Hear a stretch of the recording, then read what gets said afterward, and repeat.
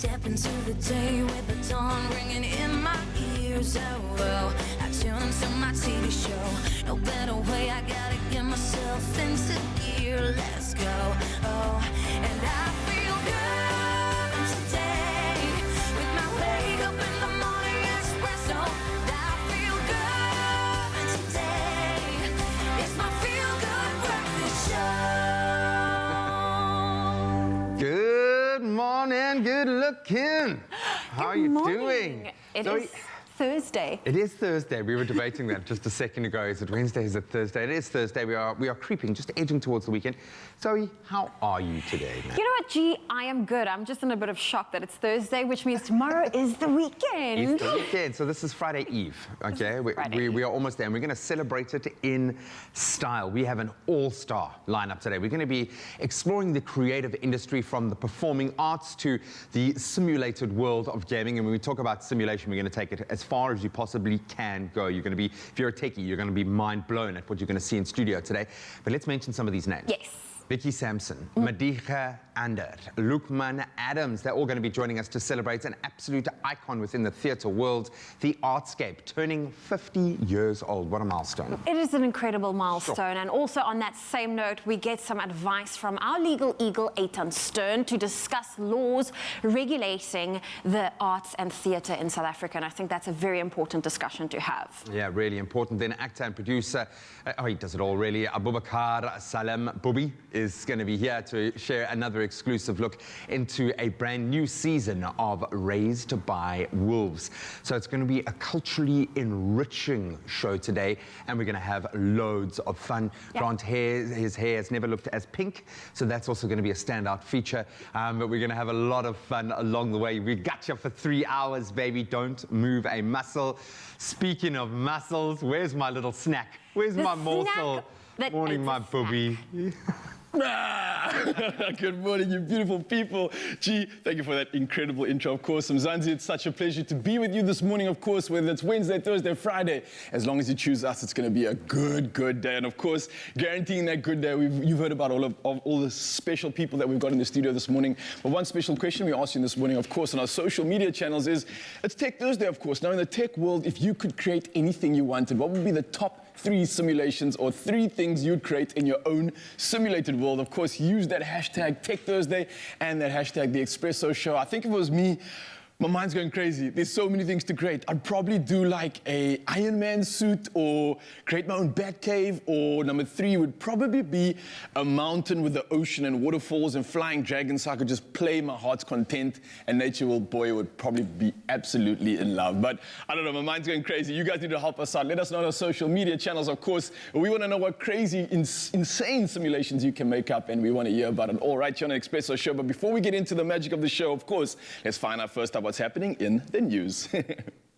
Thank you, Ryle. I'll start off with national news. The Ministerial Advisory Committee has recommended to the government that South Africa be placed into a higher level of lockdown over the Easter weekend to prevent a surge in COVID-19 infections.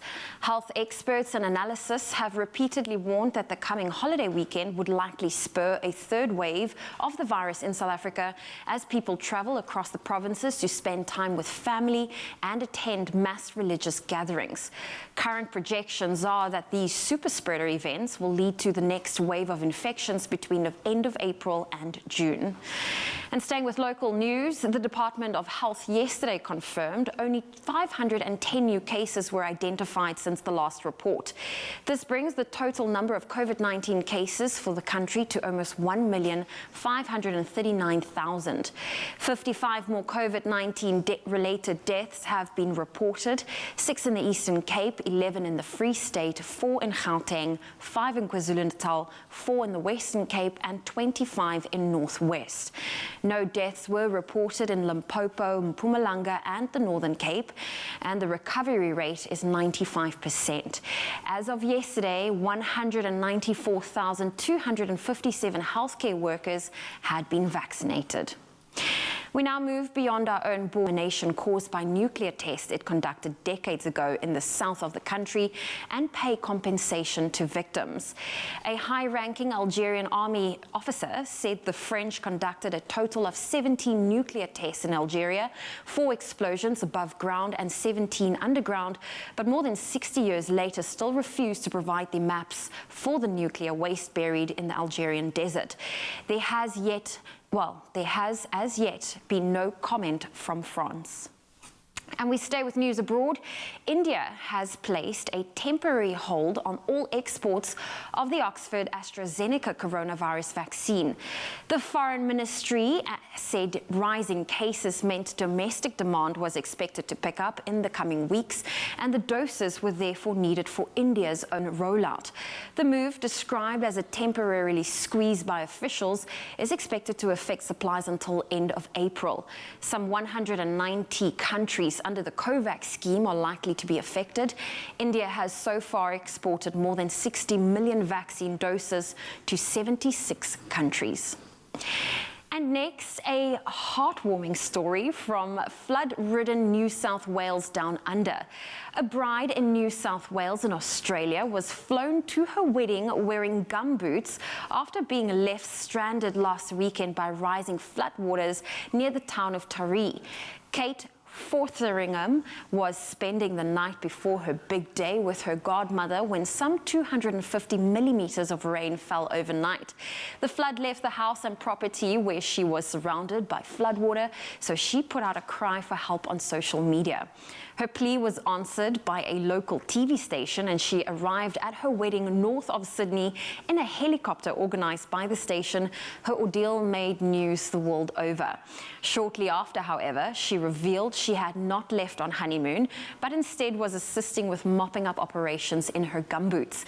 And yesterday, she let everyone in onto another secret. She also had the gumboots on under her wedding dress. And added Kate, flashing a brave smile, said, "In fact, I've been wearing them for about 6 days straight. I could have handled a bit of rain and mud, but a once-in-a-generation flood just wasn't cool." Well, on that note, that's where we leave your morning headlines. Let's take a look at your sport.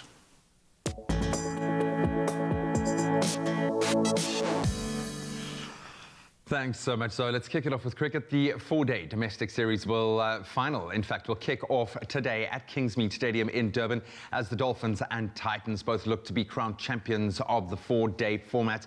Dolphins hoping to utilize their home advantage as they play their 3rd consecutive final of the cricket season, which is a first for any South African franchise team. In fact, the Titans, who have been equally successful throughout the formats, will be without their standout opener, Aiden Markram, who has an average of 94.5, missing out on the final as he prepares with the national side at the moment.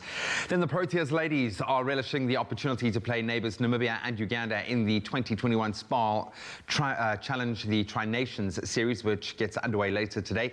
Head coach of the Proteas, Dorette Bardenor, says she's happy with the team's preparation, looks forward to a great series. South Africa's early fixture is against Namibia. That one kicks off at 10 a.m. and then later will be followed by the opening ceremony as well as a curtain raiser match up against Uganda at 6 p.m. tonight. Then on to footballing news. A 1-0 victory was all that was needed for Guinea to qualify for the African Cup of Nations, taking place, of course, in Cameroon next year. Their only goal was scored by substitute Seydouba Souma. Well, Burkina Faso, they forced a 0-0 draw against Uganda, bagging their place in the competition for the 6th time in 7 attempts now. Bafana Bafana, of course, take on formidable Ghanaian side this evening. Head coach Molefi Nseki emphasized the importance of a win for South Africa, with 3 points remaining vital in their quest for qualification. Kickoff for that encounter is at, again, 6 p.m. tonight at the F&B Stadium.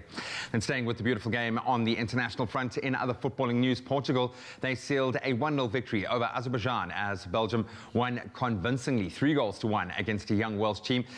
Goals by De Bruyne, Torgan Hazard and Lukaku, all very much in form in their domestic leagues. And elsewhere, France were held to a 1-0 draw against the Ukraine, and Turkey looked very impressive, cruising past the Netherlands thanks to a hat-trick from Burak Yilmaz. That saw the hosts walk away with a 4-2 victory. We'll touch on those headlines again in about an hour or so. Right now, let's reconnect with you guys and see some of your beautiful sunrise pictures and get a take on the weather.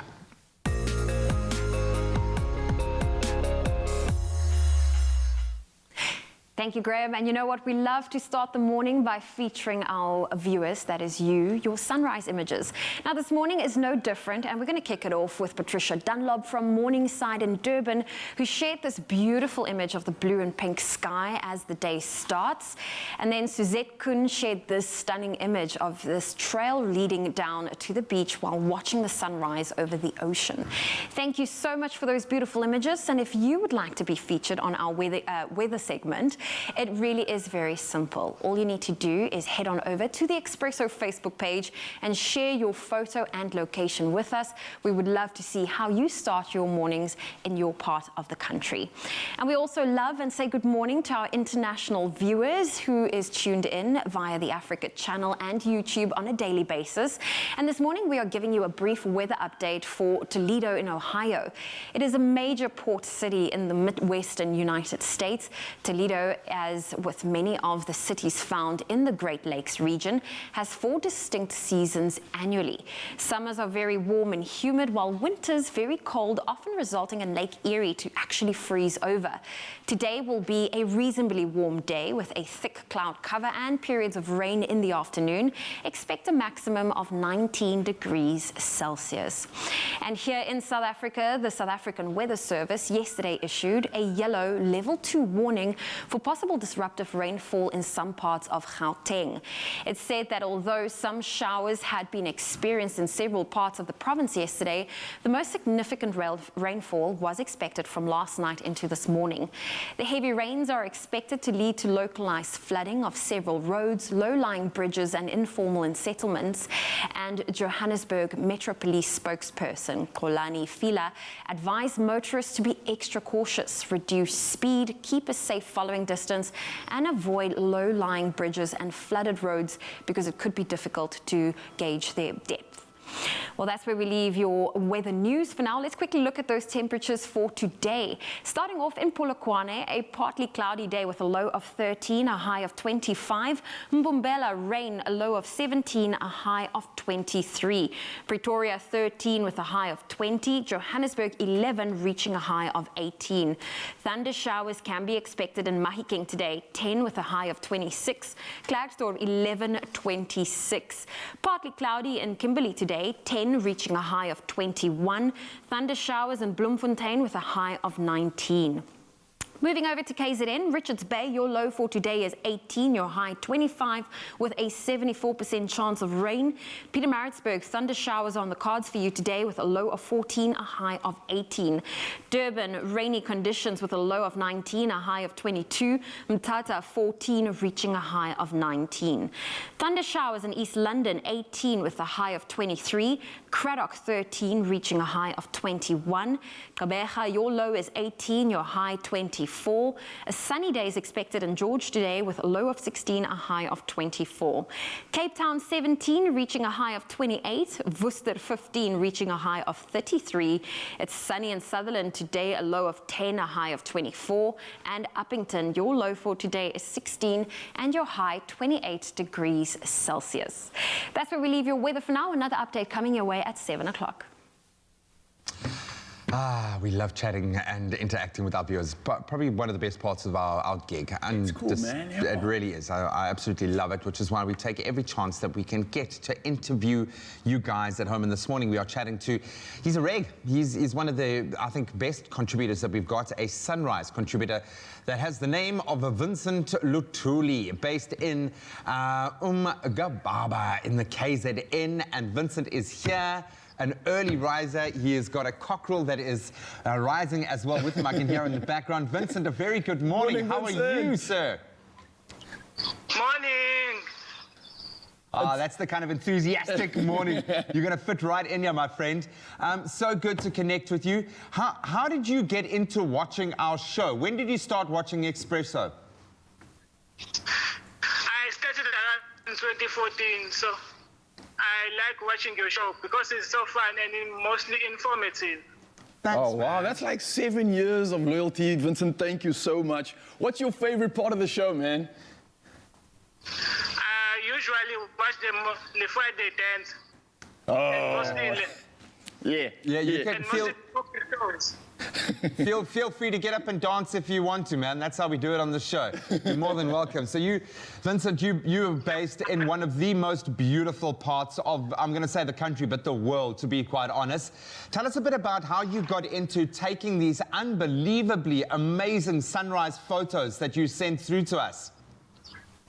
So I usually take nature photos. So when I saw the opportunity to take the sunrise photos, so I started taking them. They are stunning, man. Absolutely stunning. It does look indeed. Now, I've got to ask you, man, it sounds like you are deep within nature itself. I'm hearing the cockerels screaming. I'm hearing a beautiful ambience behind you. And I've got to say, with your pictures as well that you've been sending in, can you share one for the day? What can we expect from the weather on your side, man? How's it looking there? It's a bit cloudy today, but I'm sure the sunrise will come. It'll come and you'll be there to take a beautiful sunrise picture of it. Vincent, I'm going to say thank you so much for joining us this morning, but most importantly for all of your truly beautiful sunrise photos. I mean, absolutely gorgeous. The way that you show your part of the world really, really is so cool, and we love the fact that we're able to put that out to the rest of South Africa and the world, in fact. So keep sending us those amazing photos, man. We really do appreciate them. You can expect more photos. Please, keep it coming, brother. Keep it coming. And the rest of you, Mzansi, keep those pictures coming. We love chatting to you. We love seeing your stunning sunrise photos, and we love sharing it with the rest of the world. Of course, you can do it too. Head over to our social media pages, of course, and use that hashtag Expresso Show and let the magic roll on.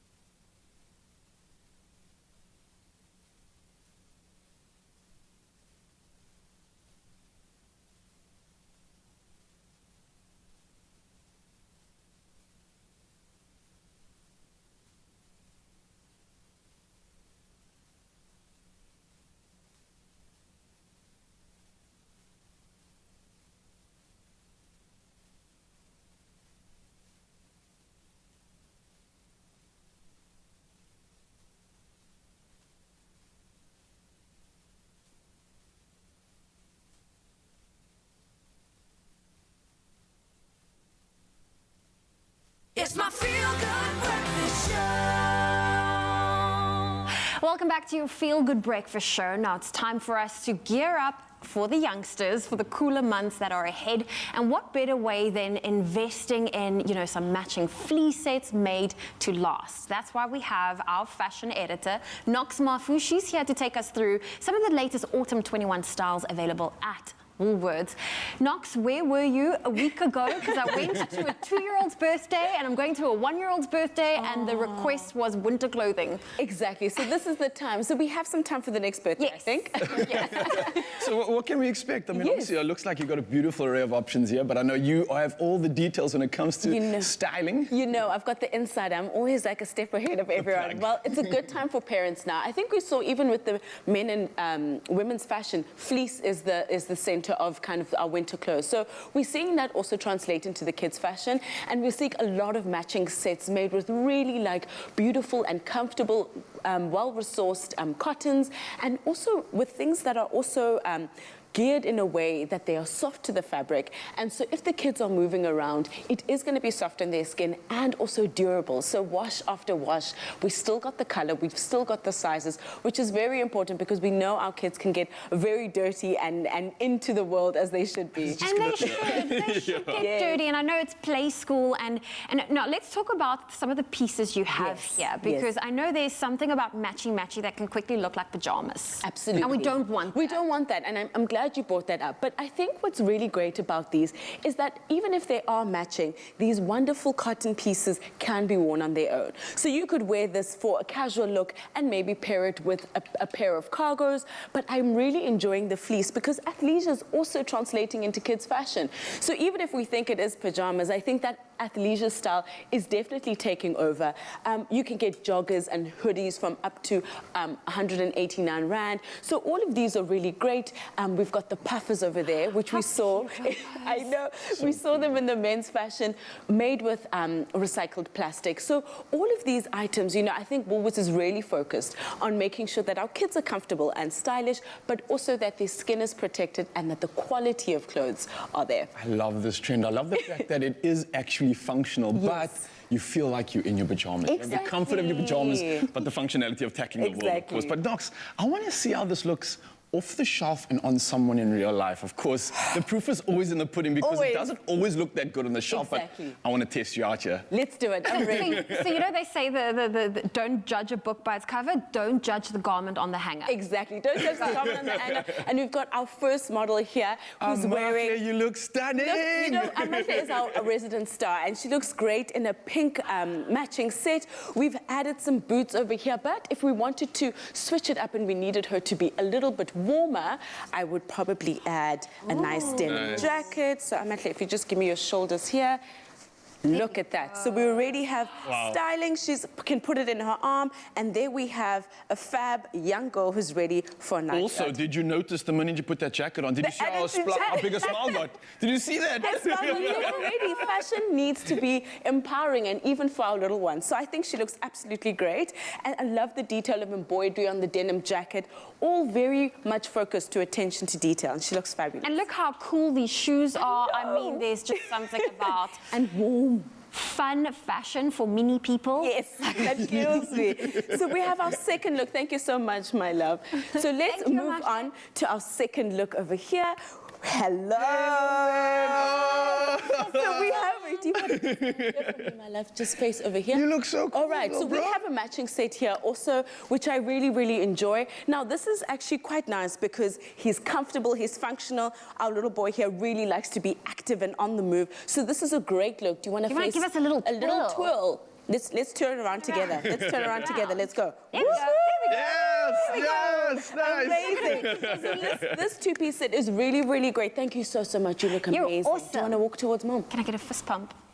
Let's go. Come to her. Let's work out together. Do you want to move that side? Let's go. There we so we can see the third look. It's tough being a youngster and being I famous know, you look so in front of the cool. whole of love Okay, Mzansi. cool. And then we have our final model. What a little who legend. is coming in over here. She looks great in a match. No, this is my favorite because it's a fun graphic to matching set.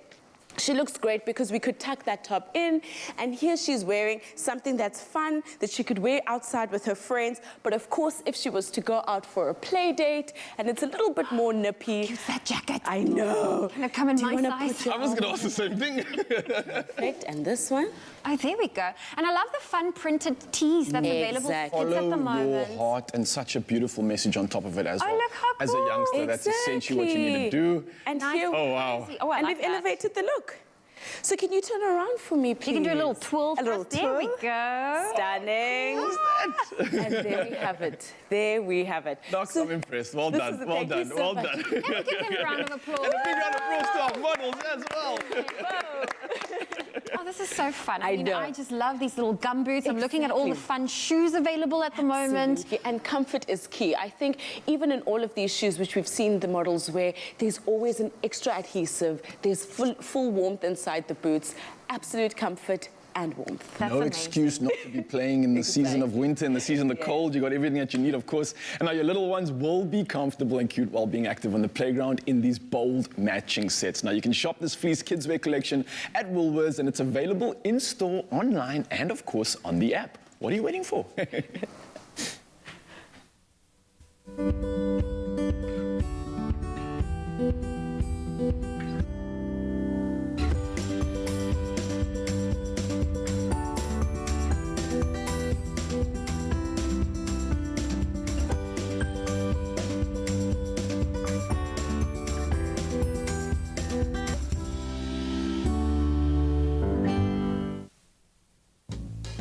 The Easter spirit is in the air. Can you smell it? Can you feel it? Oh, yes, it's the only time of the year when it's safe to put all your eggs in one basket.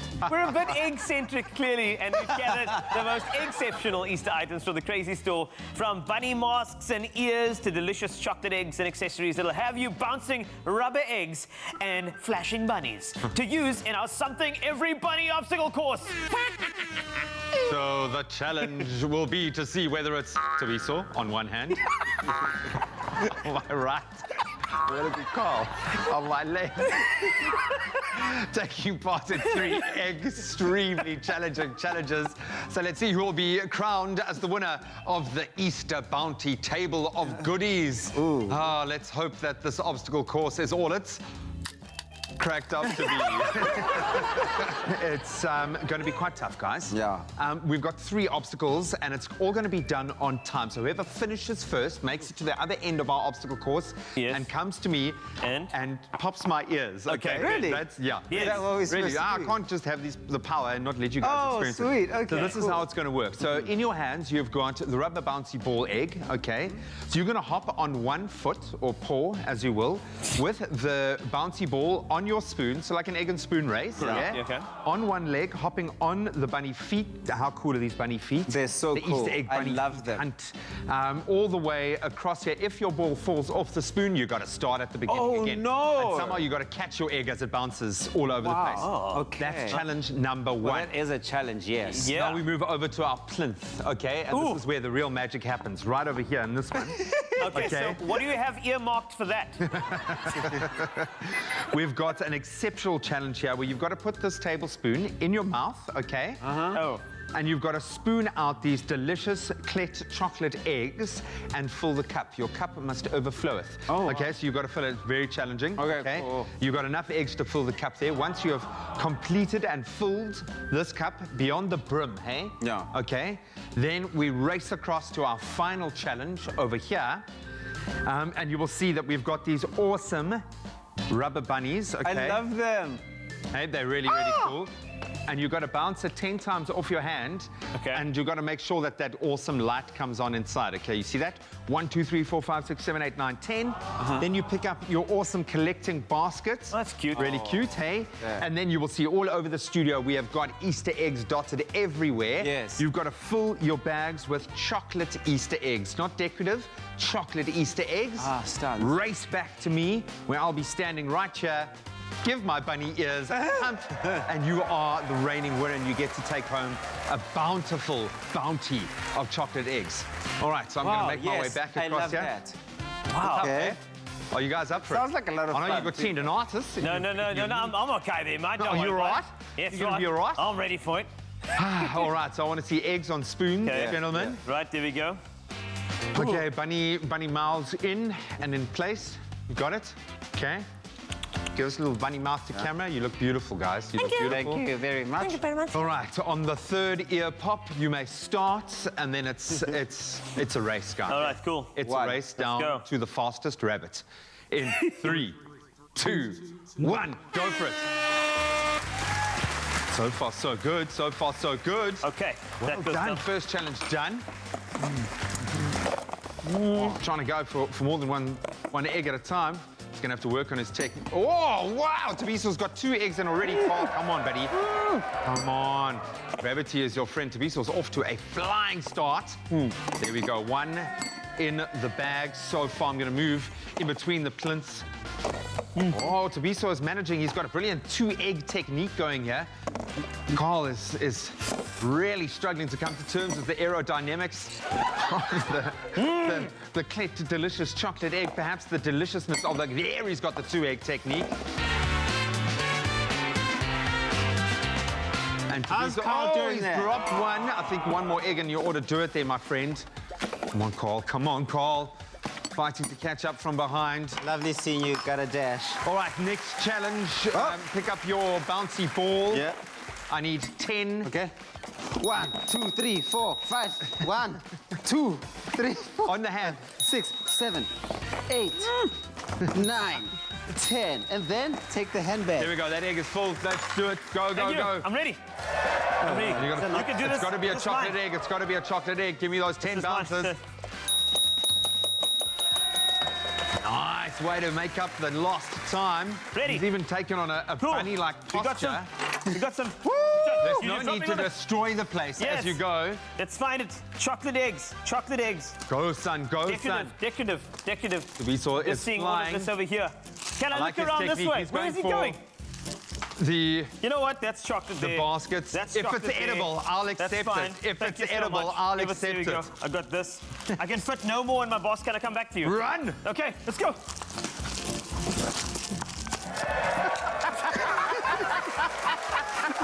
Was that done? Oh, we rabbit handled you.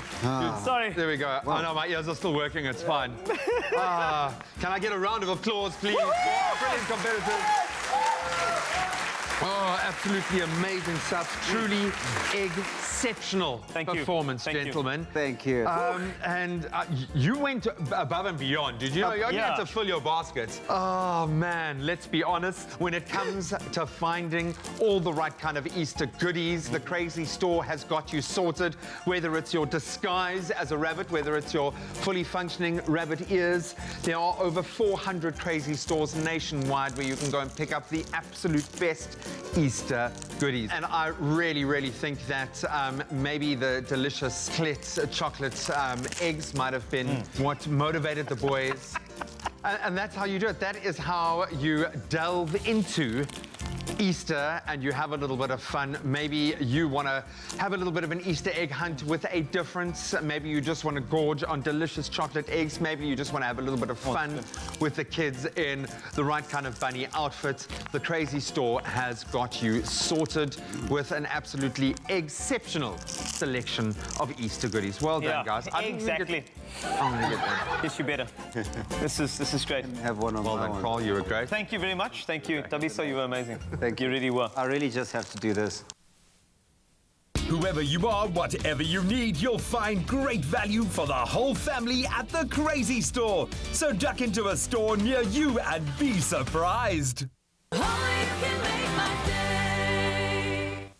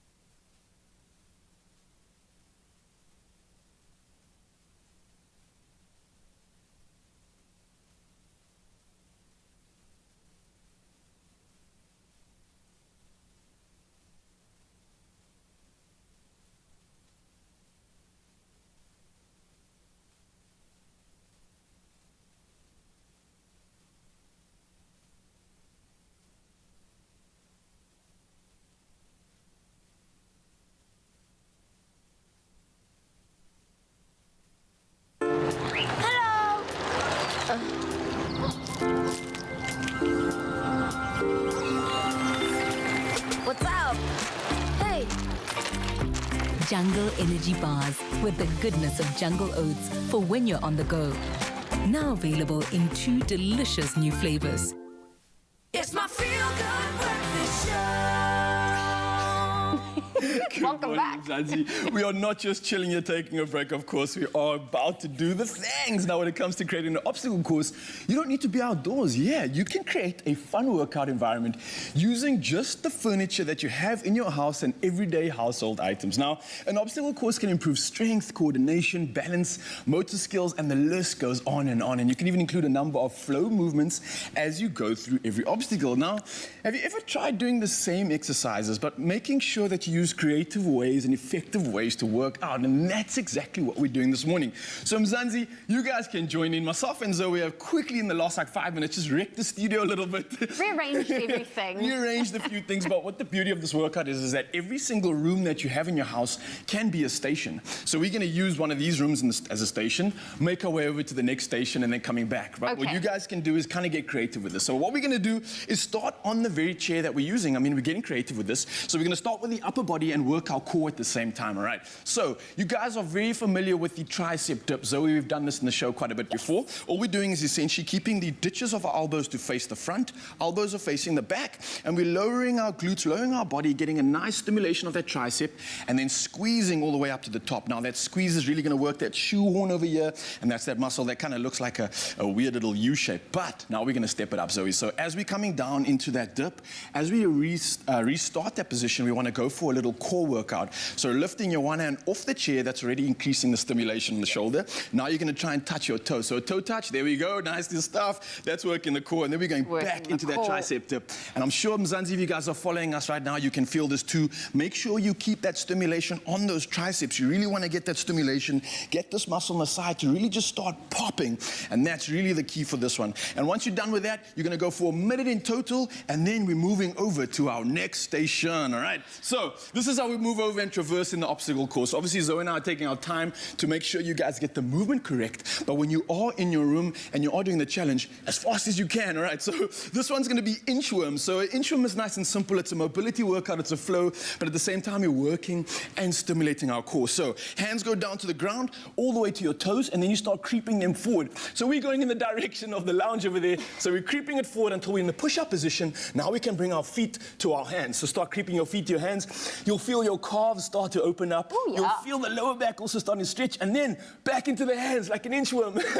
Oh, I see what you mean. See, so we're starting to look like a worm if it was a really, really slow worm. There we but go. The beauty of this, Zoe, we work in the shoulders, we work in the glutes, we work in the entire range of the body, but also getting good mobility and stimulation at the same time. There we go. And I'm sure you can feel that sweat. I can. But I wanted to actually share this with you. Like, this is exactly what I did during lockdown. All my workouts were from my lounge. I didn't even have various rooms to move to.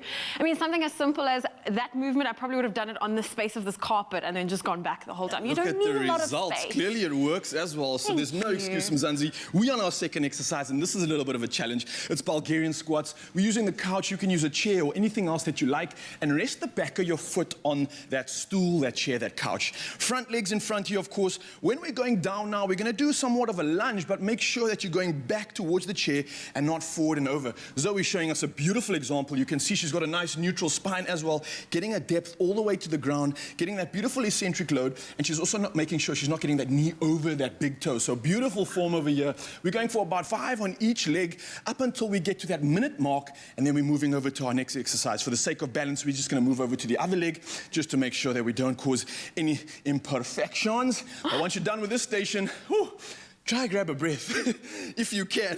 And then we're going to work our way over to our next room. We're going to pretend like we're into the next room. Okay. But this is an interesting one. This is called the lizard, and this is how we traverse the next exercise. So we're staying down nice and low on the ground. You'll see your hand and your feet are always connected at one point. Like you need to show me first what we're doing.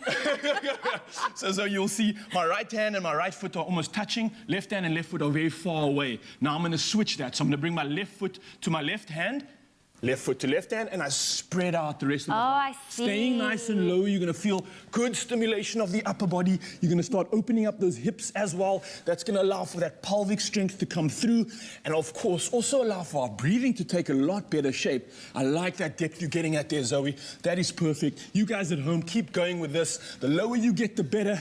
Obviously, if you are completing this movement quite efficiently, then you can definitely put some speed into it. I'm giggling. If you've just tuned in and wondering what the hell are we What's doing, going on? we're doing a home workout. Yes, we are, Mzansi. All right, so the last workout of the day is a basic one, and this is something of a push-up, but it's also involving the core once again, which is vital for me. So I don't know why I'm sitting. I'm just trying to steal an extra break here. Okay. All you're going to do is literally just rest your body on the chair. You're going to keep a nice neutral spine, keep the core engaged once again. And of course, this feels a little bit easier. Get your heels off the ground now. That's going to increase the stimulation. Whoa, try to take another breath. And then you want to start lifting your hands in the air. We're going to start working those shoulders one by one, keeping your core engaged. But this is now going to get a beautiful posterior chain stimulated. And at the same time, that will complete your full body workout. Now, You got a nice little sweat going on there. I did. That one caught me unaware, actually. I'm not going to lie. Now, after a strong workout like that, you definitely want to make sure you fuel your body the right way. Now, with something healthy and nutritious, it's always key, especially after a session like this. So, have something tasty in store for you, and it's made with a mouth-watering leftovers. Let's check it out. Yeah, after every good meal, there are bound to be a few little morsels left over, so why not turn them into a scrumptious, healthy meal that is 100% good, crammed with 100% goodness and flavor. And we're going to be whipping up a beautiful autumnal salad using last night's leftover chicken. We've got a beautiful range of grilled vegetables, some fresh fruit even coming into this. It's going to pop. It's going to be a beautiful transitional salad, if you will. Some warmth, some comfort, but also some fresh pop there to really help you enjoy a fresh salad. I'm going to invite our Zoe, who barely even broke a sweat during that one. It's all the makeup. Boom, boom, absolutely Waterproof. smashed it. So well done, first of all. We're going to Thank give you a you. little one of those. So we're going to be using last night's leftovers to create something absolutely scrumptious and beautiful. There's a lot of crunch, there's a lot of color, which means we're getting a lot of nutrients in it as well. So we've got our 100% crush. We're going to be using our 100% apple to make a beautiful dressing to go with this. So I'm going to leave that up to you in just a moment. But first, I'm going to get going with the crunch elements of our salad here. And we're going to be using some beautiful veggies that we're going to just give a nice char, it gives it a beautiful flavor. So we've got, we just skinned some carrots there. We've got some courgettes going in. And one of my favorites, some baby broccoli, some long stem broccoli, which has a beautiful buttery flavor. I absolutely love it. We're going to dress it with a little bit of olive oil, just get that. And there's just something about dressing your veggies correctly that just brings out the best flavors in them. Oh, There's nothing such as vegetables need to be boring. Completely. And I know we're introducing chicken here, but there's no reason why you can't make this just a complete kind of veg celebration. Then I'm going to just take a handful of these guys. You want a nice hot griddle pan. We're not cooking these. We're just looking for a good char is the most important thing. And then what I'm going to ask you to do is to get going on our dressing there. Okay. So we're going to use about a quarter cup of our 100% crush. We're using the apple flavor. The orange, I think, would work just as beautifully with that. Then we've got some vinegar, we've got some honey, and we've got some olive oil. You can pop that in. And there's something about a nice little vinaigrette that just goes so well with veggies in a salad. There we go. Yeah, it's all about that balance. You want a little bit of sweet, a little bit of sour, and then you can add a pinch of salt and pepper there as well. There we go. My dad shared something very interesting over the weekend that he learned from some Spaniards. When you do your dressing, it's best to put your olive oil first. If you're going to do just a basic olive oil and balsamic vinegar, it's best to put your olive oil first before your vinegar, because the olive oil will give it a bit of a coating. 100%. Whereas the balsamic vinegar would just immediately soak into your veggies. Sure. Oh, and 100%. make your salad I love that. soggy. Okay, so I've got some cucumbers, some beautiful little cherry tomatoes going in there. We've got some onion, spring onion. There we go. I'm going to quickly give it a blitz. Give it a go. There's no need to overblend it. Yeah, no, that's There we go. perfect. Just needs to mix through. And then we've got some beautiful little segments of nachi. You could use orange, would work just as well. Oh, and I love adding fruit to my salad. I always feel like a Good. salad must never taste the same. Yeah, There must yeah, always be a different beautiful element to chargo, it. yeah? There we go. These guys in there. Look at that. Because you want them to still retain their crunch and their nutrients. It's just to add that kind of depth of flavor. I'm going to get these guys on there There we go. in the And meantime. I have our little 100% crush dressing. Can I sprinkle it over? Go for it. We're going to really mix it through, really toss that through, I think. So I'm going to let that do its thing. There we go. And then I've got an apple here that I'm just going to cut into some little segments. There we go. See, this is all about the textural elements. I think having the crunch is absolutely vital here. And another little kitchen hack here, a little bit of lemon juice on your apple to prevent it from going brown. There we go. I love that you kept the skins on. That's like my favorite part. Oh, yeah, I know. And get it's so many also where the people- nutrients lies. They peel their apples, and I'm like, no, that's the best part. 100%. But it is. It's also where a huge amount of the nutrient value is carried. Just getting a beautiful char on it. And it does help to have a griddle pan at home for these sorts of things. If you're cooking a steak, it's also awesome. There we go. I love that charred look. I know. The little lines. It Looks just makes funky, it and, look like and there is pro. something like really autumnal about this. It's got a beautiful kind of autumn vibe. It looks amazing. And there you have it. It really is as simple as that. I'm going to give this a bit of a mix through with your beautiful dressing as well. So this has got it all. It's got a balance of flavors. It's fresh. It's crunchy. There's a bit of warmth there to add that comfort factor, seeing as we are going into a new season. There's a bit of kind of an acidity to the dressing. Absolute magic. I feel like we need a cheers to that. There you go. Oh, 100%. And I know that we always make our recipes available. It's available on expressoshow.com. We also post a beautiful, if it's quick and easy, if you don't know how to navigate the website, it's also quite easy to go onto Facebook, and the link to the Does that recipe look? is by the picture. There we go. That looks good. I know. So there we go. Nothing gets wasted. If you have any cool leftovers from the night before, why not recreate them into something absolutely beautiful? And you see how the color even from the broccoli is still there. It's still bright green, which means we haven't cooked away any of the nutrients. No. It is going to be fresh. It's going to be nutrient rich. There we go. Even threw a little piece off the griddle pan. Let's get you It's fine. over here. But that's looking fresh. It's looking beautiful. And there is our gorgeous leftover made, believe it or not, 100% goodness in a bowl. Cheers. There we go. Oh, that looks lovely. You know that sad feeling when something good is coming to an end? 100%. But then we could always open another crush. 100%. 100% fresh, 100% goodness. With love by Clover.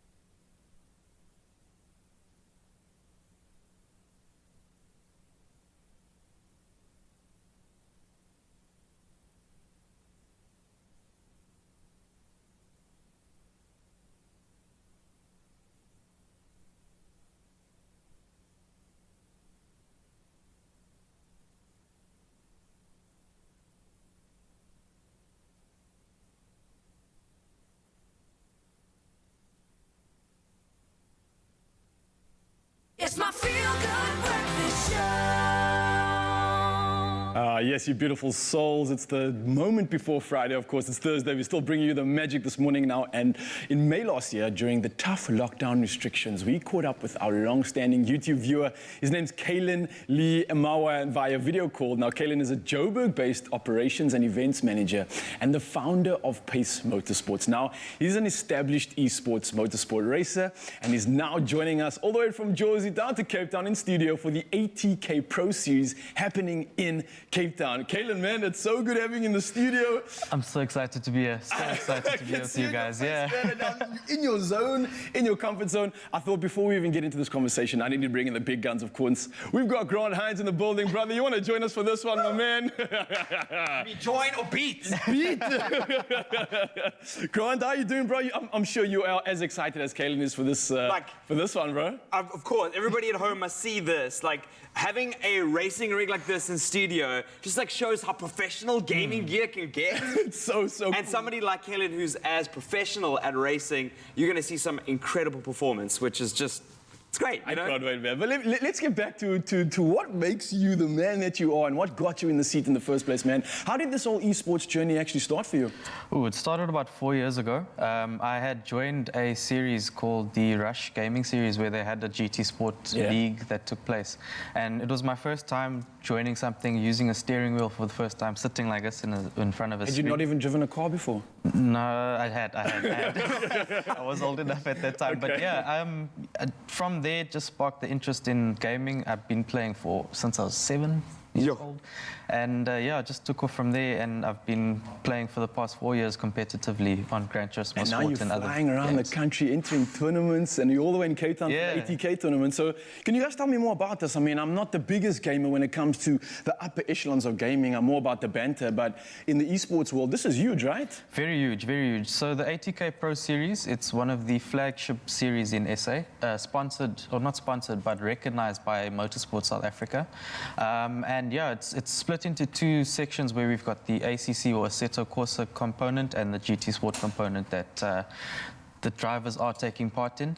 And yeah, it's a 6-round series running all the way up until July, and the guys are taking part in various cars, and yeah, it's just going to be very, very running competitive. up until July. Has it already started? It started. The first round took place this past Monday. Oh yeah?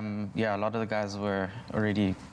Well, you've got to tell us, how did you do, man? How's it going? It was a good race, I enjoyed myself. I think I finished 6th, and yeah, it was very, very, very competitive. I think I underestimated the competition quite a lot, and I think a lot of the guys did as well. So yeah, really awesome. Well, it's only the first round. I'm sure there's some more coming through later, of course. Now, I've got to say, I mean, you watched the show on live streaming, obviously, and I'm sure you chatted to Grant Hines when we had that competition, which you absolutely loved.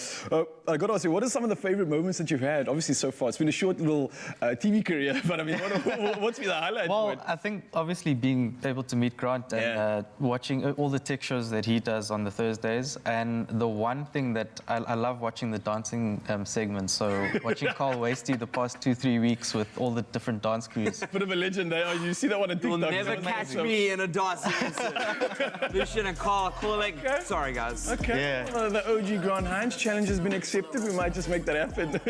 But of course, brother, it's so good obviously chatting to you again. I believe you guys are going to go head to head and start putting out. We are. You're going against the legend himself, Grant Hines. Rolling no easy task. So you boys get into this, of course. Well, I'll just be smiling, waving, and watching the show.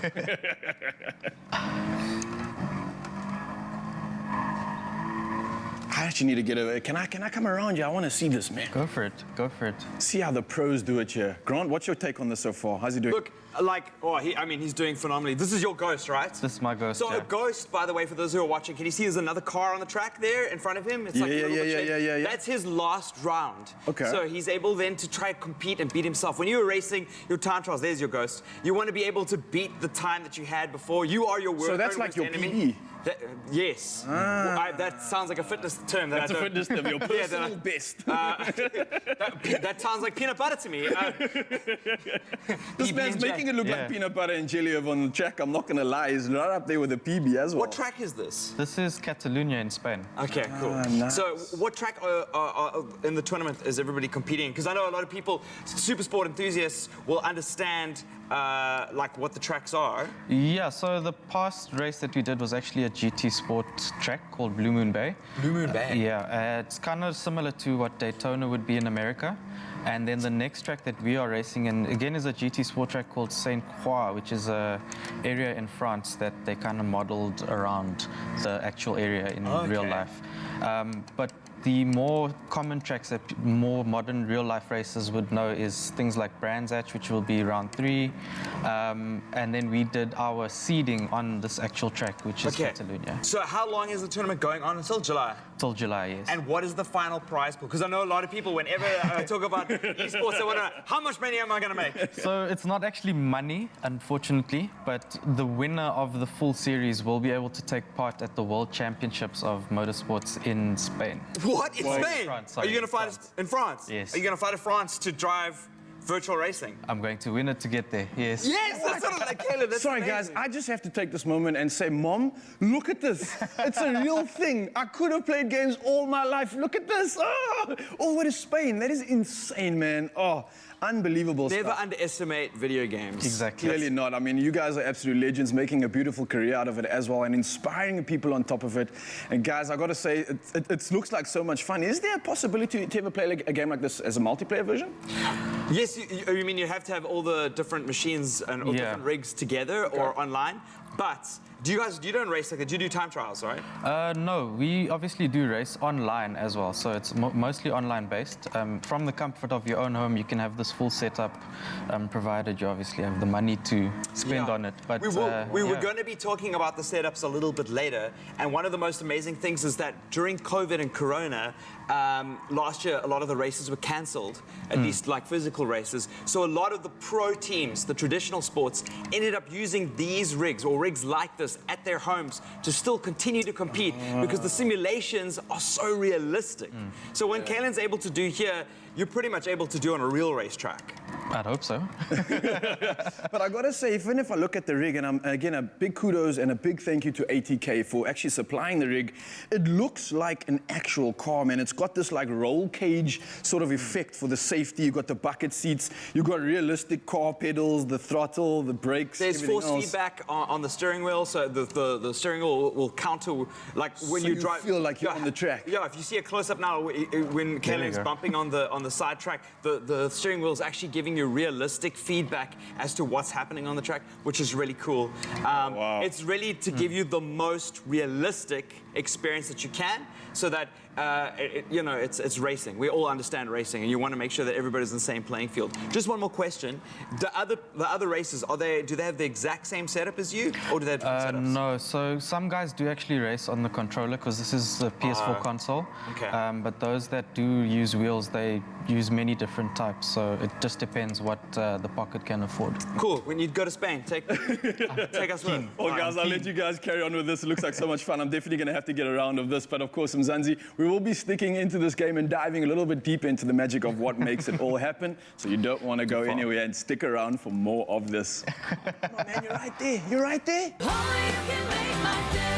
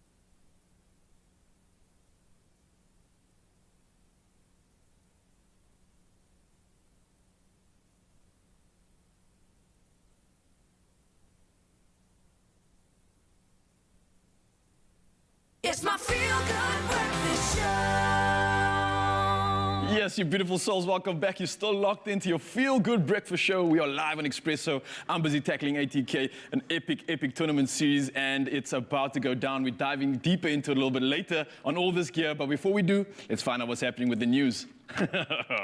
Thank you, Ral. It's 7 o'clock. Let's look at your national headlines. A study by the Human Sciences Research Council shows that during the lockdown, South Africans were willing to sacrifice their rights to stop the spread of the coronavirus. The findings, which deals with human rights in the context of COVID-19, were unveiled at a webinar yesterday. The study was conducted in 3 phases from April to May, August to October, and December last year to January this year. The research team says 78% were willing to sacrifice their human rights. And staying with local news, the Ministerial Advisory Committee has recommended to the government that South Africa be placed into a higher level of lockdown over the Easter weekend to prevent a surge in COVID-19 infections. Health experts say and analysts have repeatedly warned that the coming holiday weekend would likely spur a third wave of the virus in SA as people travel across the provinces to spend time with family and attend mass religious gatherings. Current projections are that these super spreader events will lead to a next wave of infections between end April and June. And moving abroad, a new double mutant variant of the coronavirus has been detected from samples collected in India. Officials are checking if the variant, where 2 mutations come together in the same virus, may be more infectious or less affected by vaccines. India reported more than 47,000 cases and 275 deaths yesterday, the sharpest daily rise this year, but officials say the variants are not linked to the spike in cases. And moving beyond our own borders, where Algeria is demanding that former colonial power France clean up radioactive contamination caused by nuclear tests it conducted decades ago in the south of the country and pay compensation to victims. A high-ranking Algerian army officer said the French conducted a total of 17 nuclear tests in Nigeria, 4 explosions above ground and 13 underground, but more than 60 years later still refused to provide the maps for the nuclear waste buried in the Algerian desert. There has as yet been no comment from France. And now news of a very much out of the ordinary taxi service in Cairo. An Egyptian couple in Cairo has started a taxi service that has people across the globe, especially animal lovers, amazed, impressed, and interested. Their service caters to a very special clientele. The only passengers allowed are animals. The taxi service of Baha al-Din Maji Salah and his wife Hebatala Adol Suleiman conveys pets to various destinations across the sprawling city of Cairo, one of Africa's largest and most densely populated cities. Their service includes taking pets to their homes, training centers and veterinarians, or simply driving them on outings. It is mainly intended for dogs and cats, but monkeys and reptiles are also welcome. Baha al-Din drives the car while his wife occupies the back seat and keeps their customers happy and company. Baha al-Din and his wife say they wish pets to move without restrictions and not be carried around in cages. They say there must be a friendly and loving attitude with pets, and I quote, when they say, "See us again next time, they will love us." Well, on that very unique note, that's where we leave your morning headlines. We'll have a final update at 8 o'clock.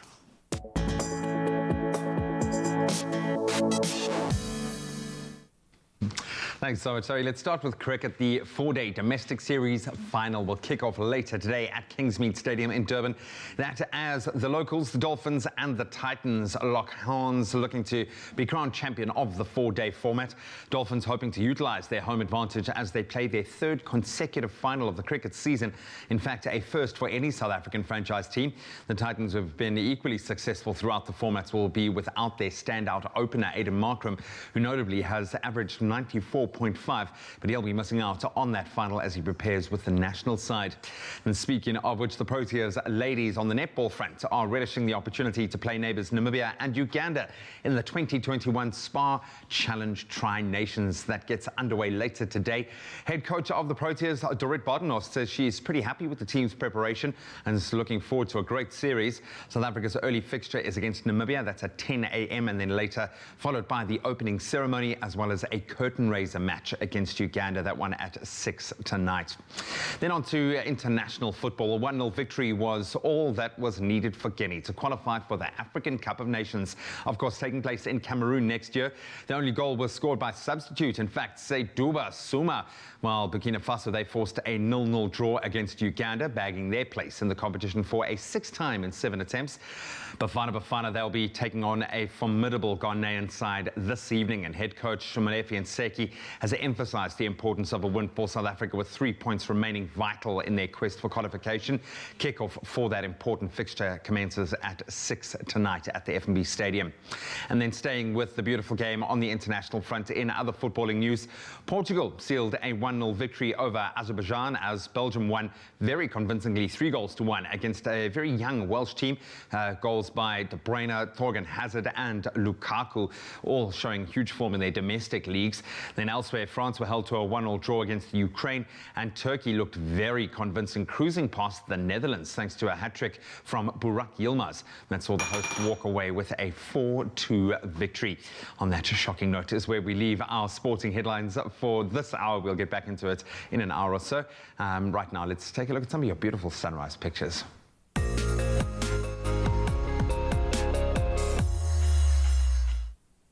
Thank you, Graham, and thank you to each and every one of you for taking the time to share your beautiful sunrise photos with us every morning. We really love seeing them, and for your 7 o'clock weather update, we will be sharing this photo from Neo Lekoto in Randfontein in Gauteng, showing this bright image of the sun rising over a field. And then we head to Stellenrijk in the Western Cape, where Tanya Mostert shared this beautiful photo of the sun peeking through the clouds in the distance. Please do continue to interact with us on the Expresso Facebook page. It's so great to see your parts of the country every single morning. Now, we love seeing your various areas, and we also enjoy interacting with our international viewers who tune in via YouTube and the Africa channel. So for this morning, we want to report on the Savannah in Georgia. This is the oldest city in the state, a strategic port city in the American Revolution and during the American Civil War. Savannah is today an industrial center and important Atlantic seaport. Today we'll have periods of cloud and sunshine with a maximum temperature of 27 degrees Celsius. And just a quick news update for you. Life, the saying goes, is a rat race, even under thick ice cover in Antarctica. German scientists have inspected an area of seafloor newly exposed by the calving of mega iceberg A74 in Antarctica, on which we reported a while ago and found it to be teeming with animals. Video cameras tracked abundant filter feeders thriving among the soft muds. Research groups frequently try to probe waters below freshly carved ice shelves, but success is not easily won. You have to be in the right place at the right time, but the Polar Stern, run by the Alfred Wegener Institute, got lucky. And for more than 5 hours, the system collected almost 1,000 high-resolution images and long sequences of video. The seafloor was colonized by slow-growing sponges and filter-feeding animals, lots of sea cucumbers, as well as fish and octopuses. They say exploring an area of seafloor that is now free of ice cover for the first time in 5 decades was a once-in-a-lifetime experience. Well, that's where we leave your international news for now. Let's take a look at your temperatures. If you're in Polokwane, expect a low of 13 and a high of 25. Mbumbela, rain with a low of 17, a high of 23. Thunder showers in Pretoria today, 13, reaching a high of 20. Johannesburg, 11 with a high of 18. Mahikeng, 10, 26. Klerksdorp, 11, reaching a high of 26. Partly cloudy in Kimberley today, 10 with a high of 21. Bloemfontein, 8, reaching a high of 19. Rain is expected in Richards Bay with a high of 25. Pietermaritzburg reaching a high of 18 degrees. with a 60% chance of thunder showers. If you're in Durban, 19's your low, 22 your high. Mthatha, wet conditions for today with a high of only 19. East London, 18, 23. Cradock, 13, reaching a high of 21. Partly cloudy in Gqeberha today with a high of 24. Sunny in George, 16, reaching a high of 24. Cape Town, 17, with a high of 28. Partly cloudy in Worcester today with a high of 33. Sutherland, sunny, a low of 10, a high of 24. And Uppington, your low for today is 16 and your high 28 degrees Celsius. If you have a beautiful sunrise photo you'd love to share with us, please do so on the Expresso Facebook page. Thanks so much, Zoe. Let's talk sustainability, something that we've delved very deep in thanks to our partnership with Nespresso. It is a hot topic right now, and it really should be. But how many of us actually know what goes into running a sustainable business? Yeah, now Nespresso are dedicated to creating sustainable products from where and how the beans get farmed right up until where the used capsules leaves your machine. So let's take a look at that journey. Being sustainable is a lifestyle choice. Nespresso's commitment covers the full Nespresso value chain. 94% of Nespresso coffee is sourced via a unique sustainable quality program, the AAA program. They also give to 100,000 farmers resources to help them succeed and protect their futures. Nespresso systems are designed for sustainable quality. Aluminium and coffee grounds are then given a second life when you return them for recycling at work or on the move. Join Nespresso by participating in their recycling program. Ah, beautiful stuff, man. Absolutely amazing. I think for me, I love the work they do with the capsules and kind of the recycling of that. But for me, it's what they plug into the farmers, to the forests, their mindset around that. Absolutely love that, This, man. G. Imagine a world where every single brand and company did something like that. Exactly the same. What a beautiful place. Cheers to them. Well, we're going to take a quick momentary deeper breath of air and then prepare for a lot of personality, because we have some legends in the house today as we celebrate along with the Artscape Theatre.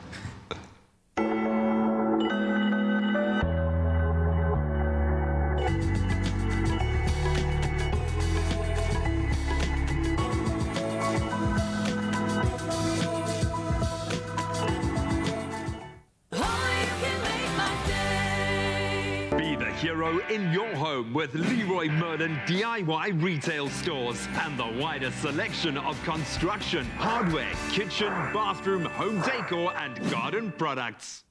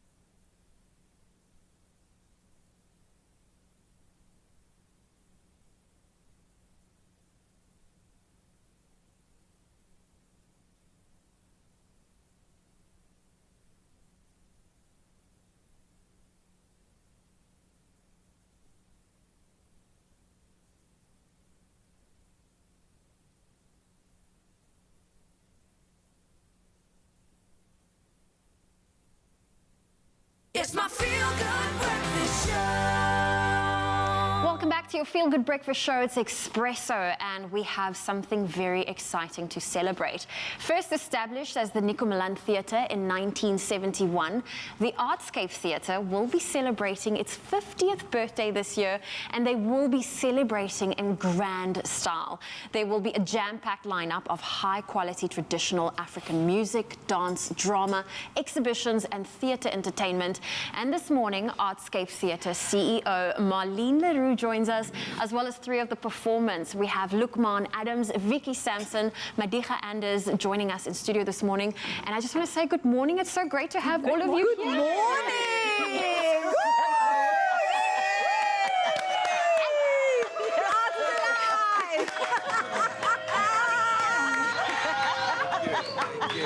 You guys bring the energy, and I can just imagine this is what the 50th celebration is going to be like.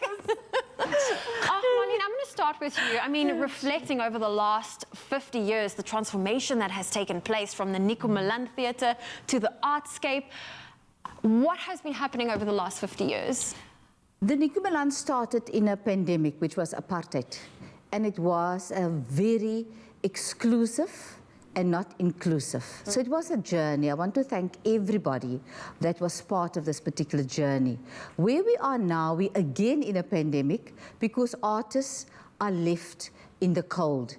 So we as a theatre say for our 50th celebration is to say this is your home as artists, because we doing the 50th in a pandemic as well. That is why people must go on our YouTube channel, because all three of these wonderful legends, I call them, the heart of the nation. Arts are the heart of the nation. They're on our YouTube channel because we pre-recorded, because of COVID-19, a wonderful, spectacular concert with all the genres. But it's also to say to the nation that the arts must get back onto the theatre stages, because people need to feel.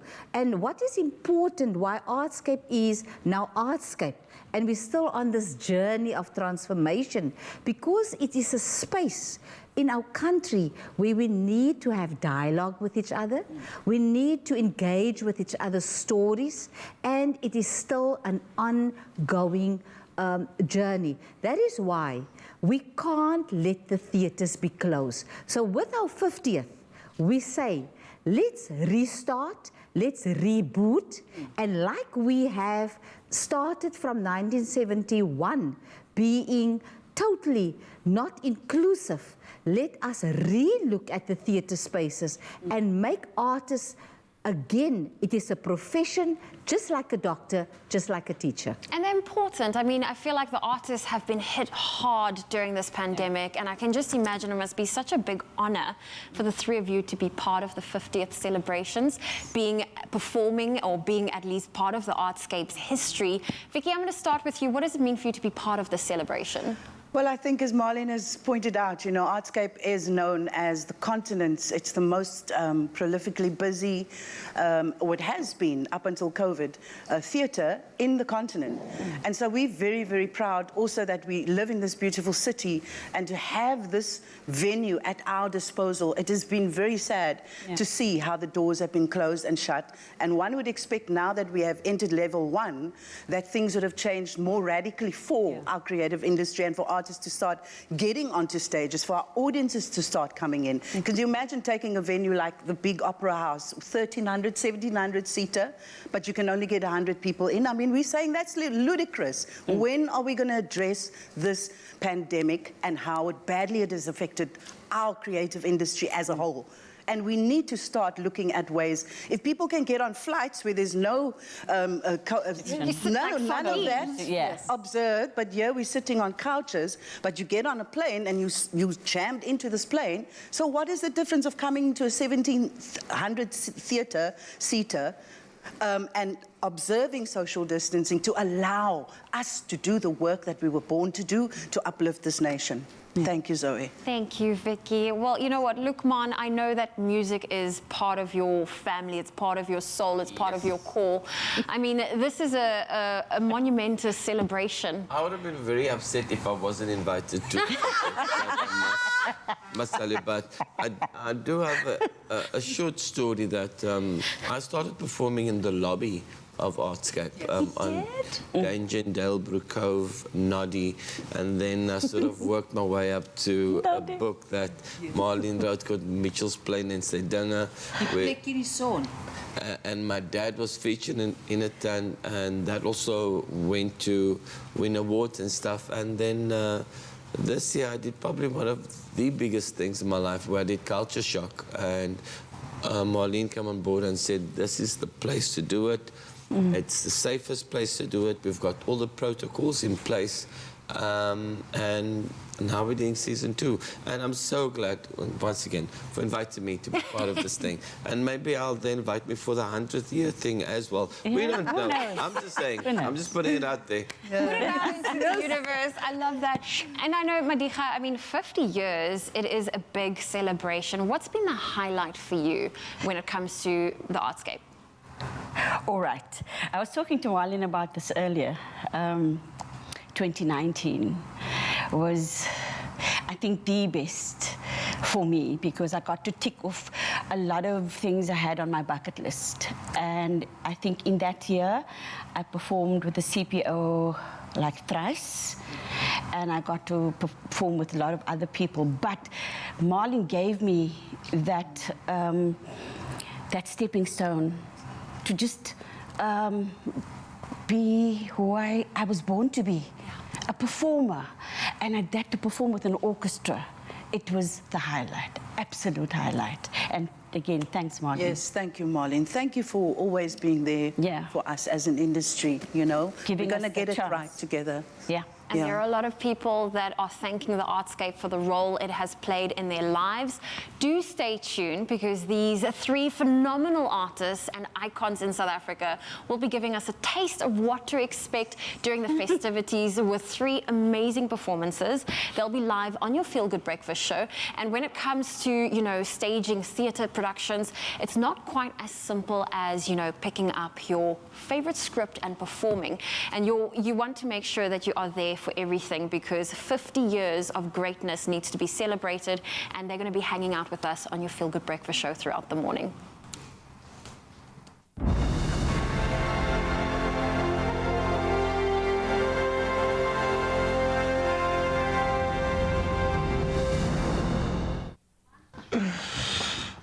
Thank you so much. A collection of absolute legends in the house today, and we really do appreciate them and Marlene being here.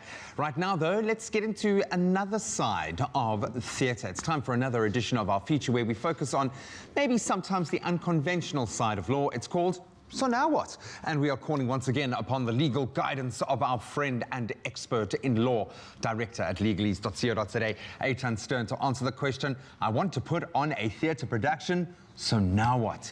I kind of made you sound like a superhero there, eh? So now, well, I was actually sitting and thinking, wow, the previous segment, they're talking about stage productions as well. What a coincidence. There is a reason. And then it's probably a theme. There is a method behind our madness, my friend. I love it. I've been involved in theatre productions. I've staged something that I've created before. I've been on stage. It's one of the great joys of the arts. It really is. And it's something that needs to be treasured, as we've 100%. As we've seen here, because people pour their heart and their soul and their very valuable intellectual property into it.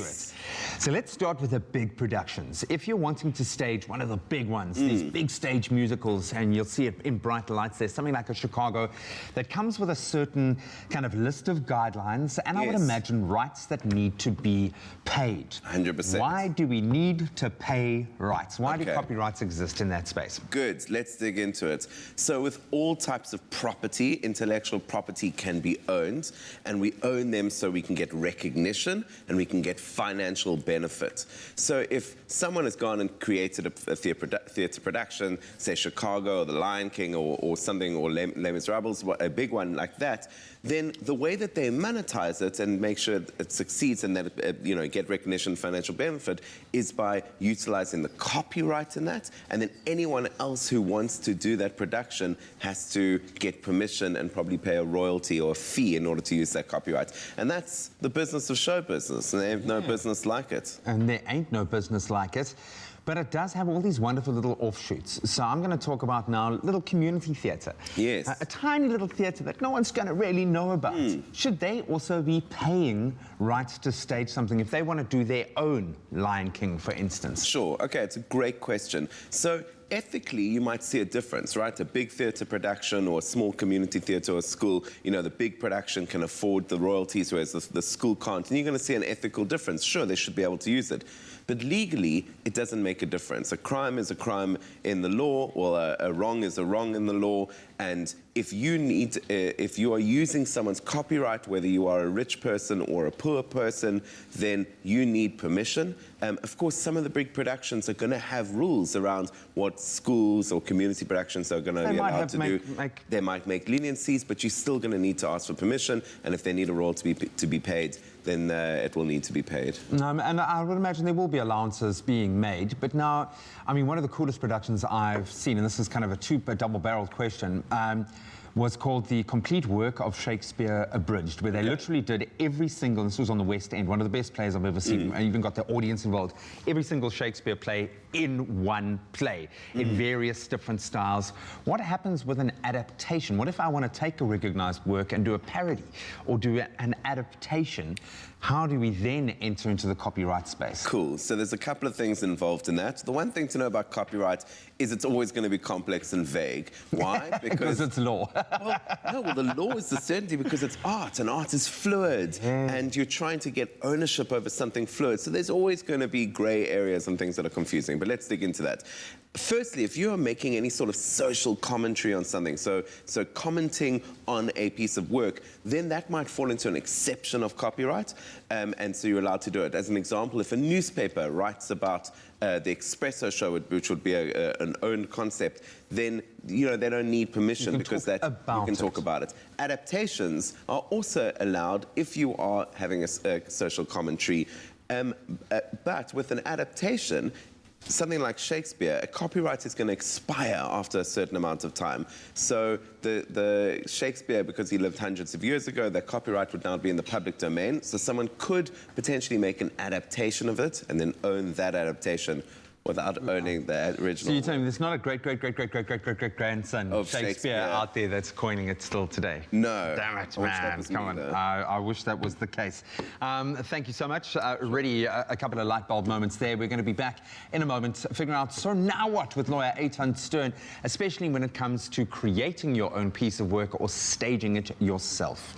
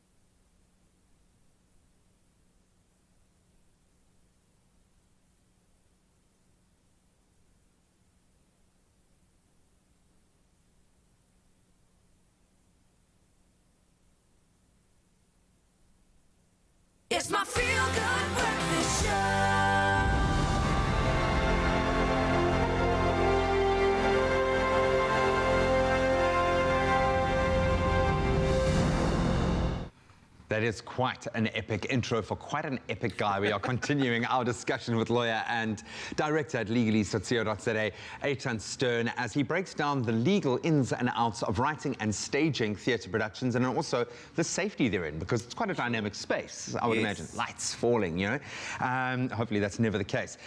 Let's get right back into it. Let's talk about, from the other side of that coin now, I've created a piece of work. How do I go about getting that copyrighted and protecting what my child that I'm releasing into the world? Cool. So in South African law, copyright is automatic. So you don't need to do anything.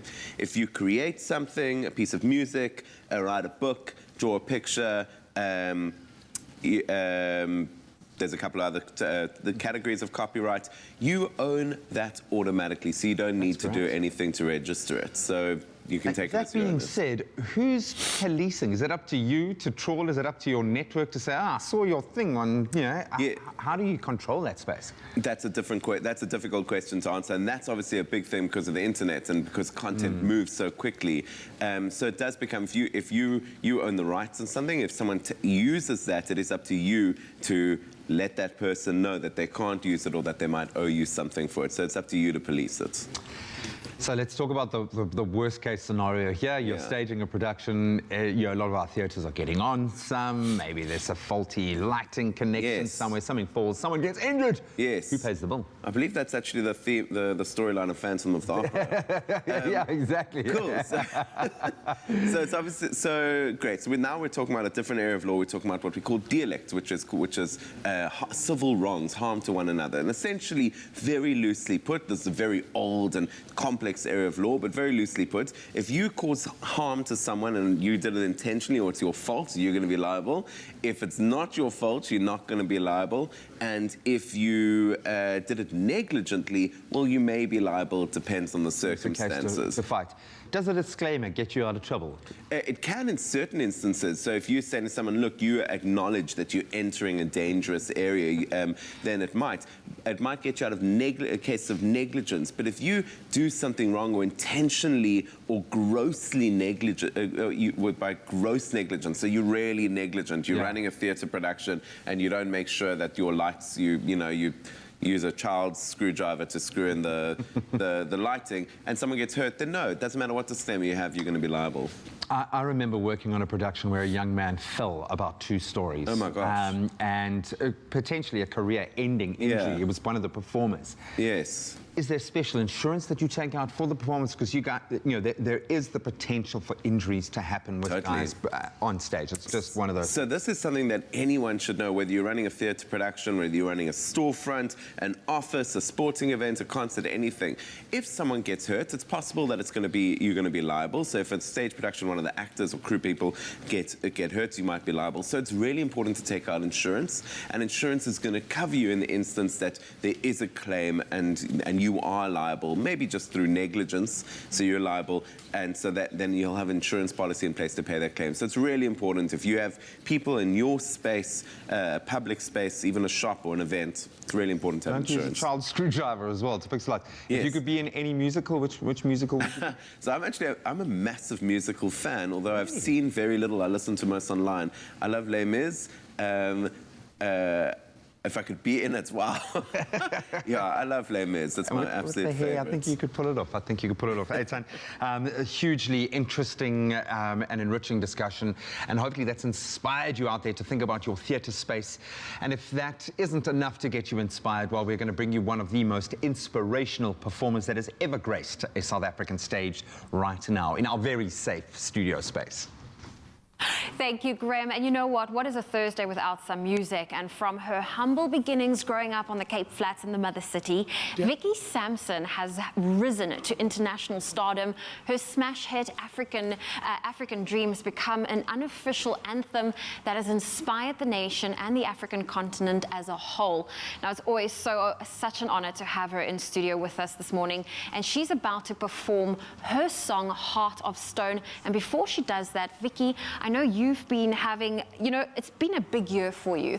What are you currently up to? Like, can we get a sneak peek? Oh, absolutely. I'm so excited to announce that Mark Lottering has composed a song for me, and I was in studio yesterday recording the first vocals, and so we're looking at releasing the song sometime in May. And I just want to say thank you to Mark for just inspiring me all over again. Thank you, Zoe. Oh, well, you're about to inspire all of us as we get our Thursday going. Thank you. Darling. God bless you.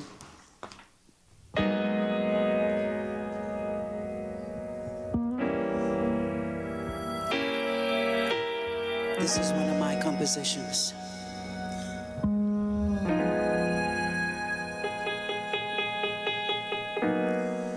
A heart of stone is all I've known. That's what you've shown for so long. Just a heart of stone.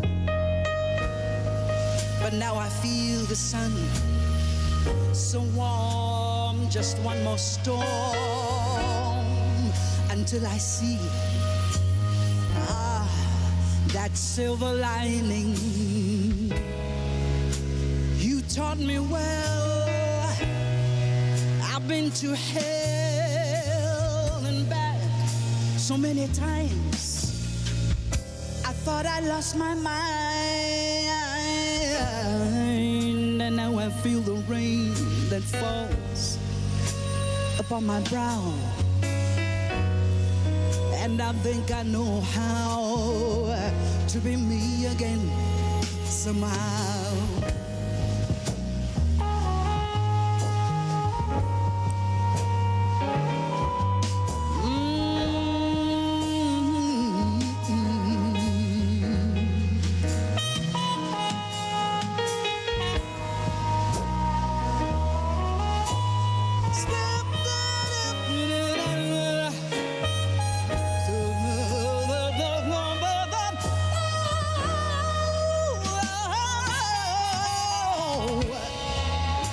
Taught me well. I've been to hell and back so many times. I thought I'd lost my mind, and now I feel the rain that falls upon my brow, and I think I know how to be me again somehow.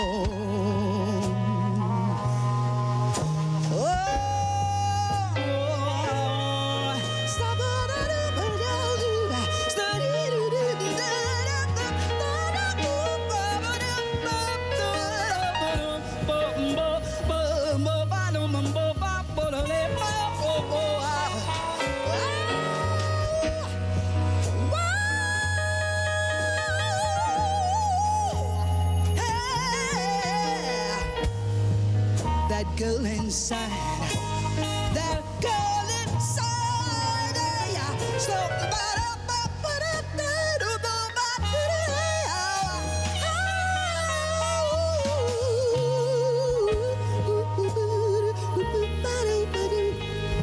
that girl inside, oh, heart of stone. That girl inside.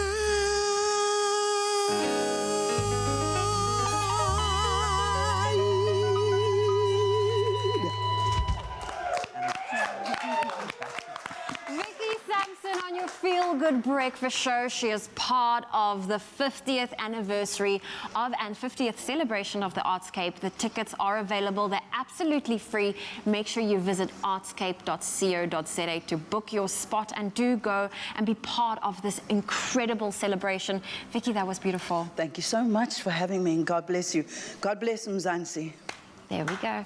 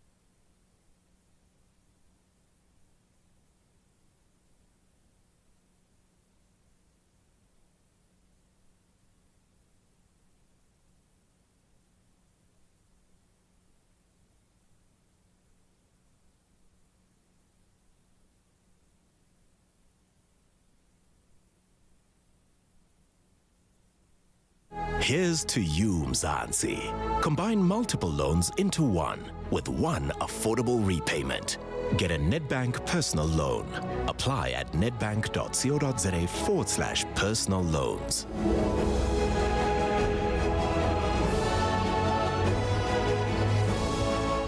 It's my feel-good breakfast show. Yes, you beautiful souls, welcome back. We are live, locked in at your feel-good breakfast show right here on Expresso. And now it is autumn, and it's such a cheerful time of the year. And of course, we've got our very own yummy bunny Clem in the studio, and it's about to show us how to make Easter outdoor entertaining look absolutely effortless. Now, how about an hour? Well, not even an hour, less than that, we're going to prep it. And how about an Easter picnic with some delicious, listen to this, seafood, pickled fish, cheese, and Italian Spanish deli meats. It sounds too good to be true, but believe it or not, we are here, we're making it happen, and Chef Clem's in the building. Can I just say, I'm so happy we had an ad break before we started cooking. Why? Because that was Vicky Sampson performing. I need a moment to gather myself. Oh my goodness. Vicky in the building. Vicky's in the house. Oh my goodness. Are you right? I had to cool down for that. I know, I had goosebumps. I was like, I needed that ad break to kind of gather myself. That was amazing. Oh my goodness. I feel I'm here for it. But let's start doing continue. this. Let's try and continue. Okay.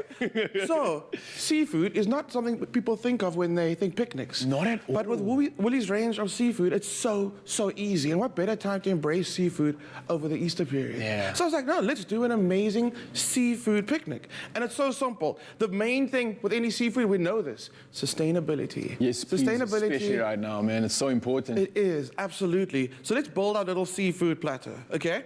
Let's start off with, okay, this is gonna be for our cheese, so you can live there. Okay. I'm gonna use a beautiful enamel bowl. And I like that it's got that enamel glaze, because sometimes seafood, like salmon, can be a little oily. So it's got this beautiful enamel glaze on it. You're gonna look after your wood. Totally food safe, which is amazing. Let's start, okay? Now, I've gotta just mention one thing. You mentioned to me earlier in the show, a lot of this wood has been sustainably sourced as well. These platters are sustainably sourced wood, and it's sustainable wood, which I know the nature boy appreciates that. Yes, loving it. Why is this not just the standard? This, you know, right. Yeah. So we are screaming sustainability with our seafood and with the wood. And you'd be like, oh, sustainable wood isn't wood? No. Oh man, wood is so important. I've actually had an opportunity to dive quite deeper into it. We have so many different species in our country that also have pros and cons. We have alien species as well that needs to get taken or taken out of the environment as well, because it causes more damage. So there's good stuff and there's the bad stuff, and a lot of the time it's the bad wood that doesn't really serve our environment that we can use for beautiful pieces like this. And it's all about the education. Exactly. To find out what's happening, what are we actually buying, what are we using. And you know, with Woolies, it's always just tick. So I can enjoy my meal knowing I'm sustainably sourcing the food, or I'm eating something that's sustainably sourced. Absolutely. So it's a guilt-free meal on top of a beautiful picnic and a beautiful occasion to obviously celebrate. It is, absolutely. So, first thing I went down was our lemon and pepper trout, and I really like this because it's nice and flaky. I actually use it to make like a little, I actually whipped that with cream cheese. Okay. Like a little cream cheese trout mixture. You did nothing. You just literally took it out of the packet. While we were talking, I wasn't even like focusing. I was like, that's me. That was smooth. So we're gonna make this our little trout board, okay? Then I've got some trout ribbons, and I'm gonna pop this onto the plate. While I do that, you feel like some prawns? Excuse me. When was the last time you had no more? When was the last time you had prawns at a picnic? I've never done that, actually. I like that. Okay. I've never done that. It's in the oven for you, so you can grab it out for me. I'm wondering what's smelling so good out here. They are so delicious. Let me do the honors. Can I just pull it out? You can. You got your cloth. Just be safe. Be good. Oh.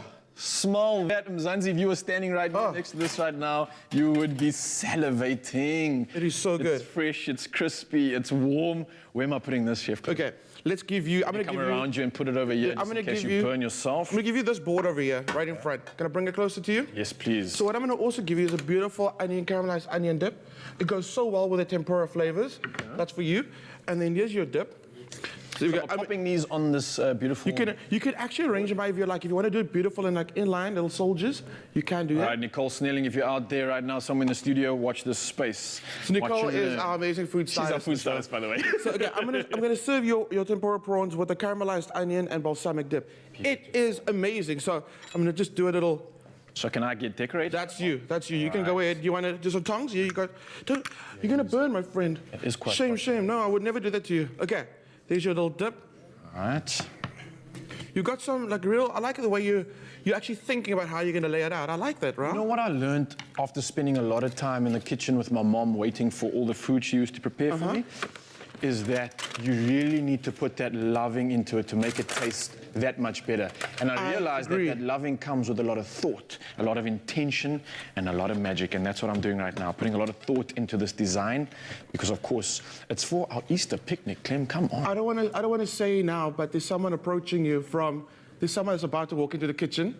Oh, well, I'm gonna fangirl out here. Whoa, I'm not ready for this. I'm not ready. Oh, my goodness. Have you sanitized? Yes, we have. Thank you. Are you joining us? Yes. You're just making me nervous. No, now it's done. I'm not ready for this. No. Oh, you know, I was just saying, you guys have never invited us to breakfast after inviting us on these shows. Why is that?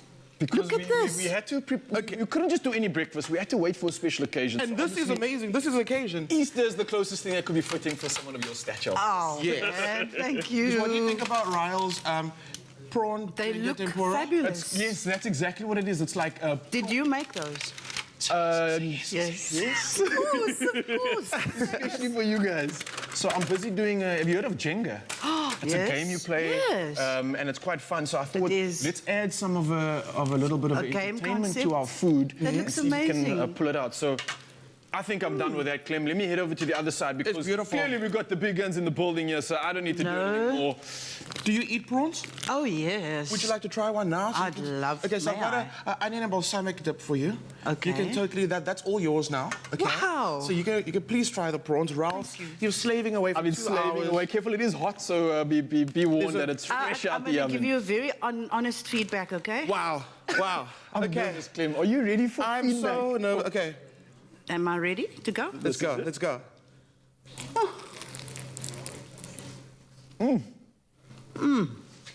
a good start. That's a good sign so far. Great tempura batter. Yes.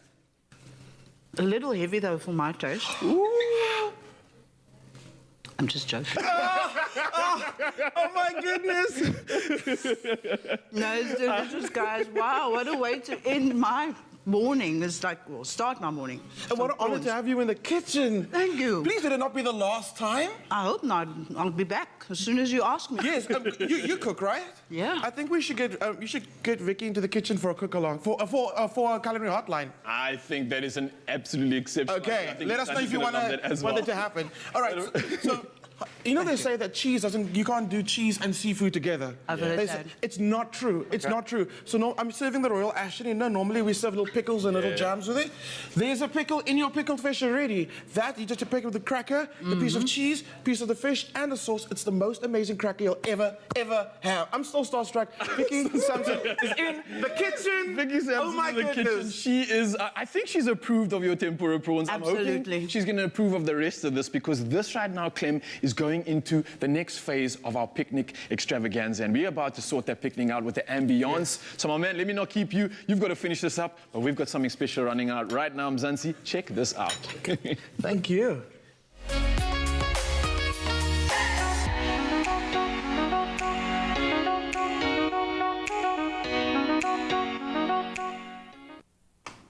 Oh, that was certainly super yummy from our yummy bunny. Well, we now are over in Hopville with our homeware editor, Danelle Wheatley, and she's here to show us just how to have a truly inspired #Woolies Easter picnic. I love the music. I'm wearing my little bunny ears. I know, I'm very jealous that I don't have bunny ears.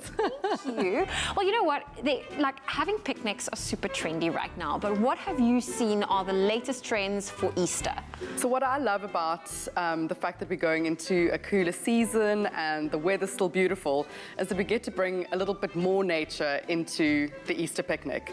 So what I've pulled together, and I mean obviously a picnic is in nature and we've already got a whole lot of Hopville bunnies going around, but what I've pulled in is a lot of the floral and leafy prints that go along with all of that. So beautiful deconstructed botanicals on the bowls and plates, and lots of little floral details on all of the things. There's beautiful platters and serving spoons that are enamic and sustainable wood. So A, good for the planet, B, beautiful to look at, and C, easy to clean.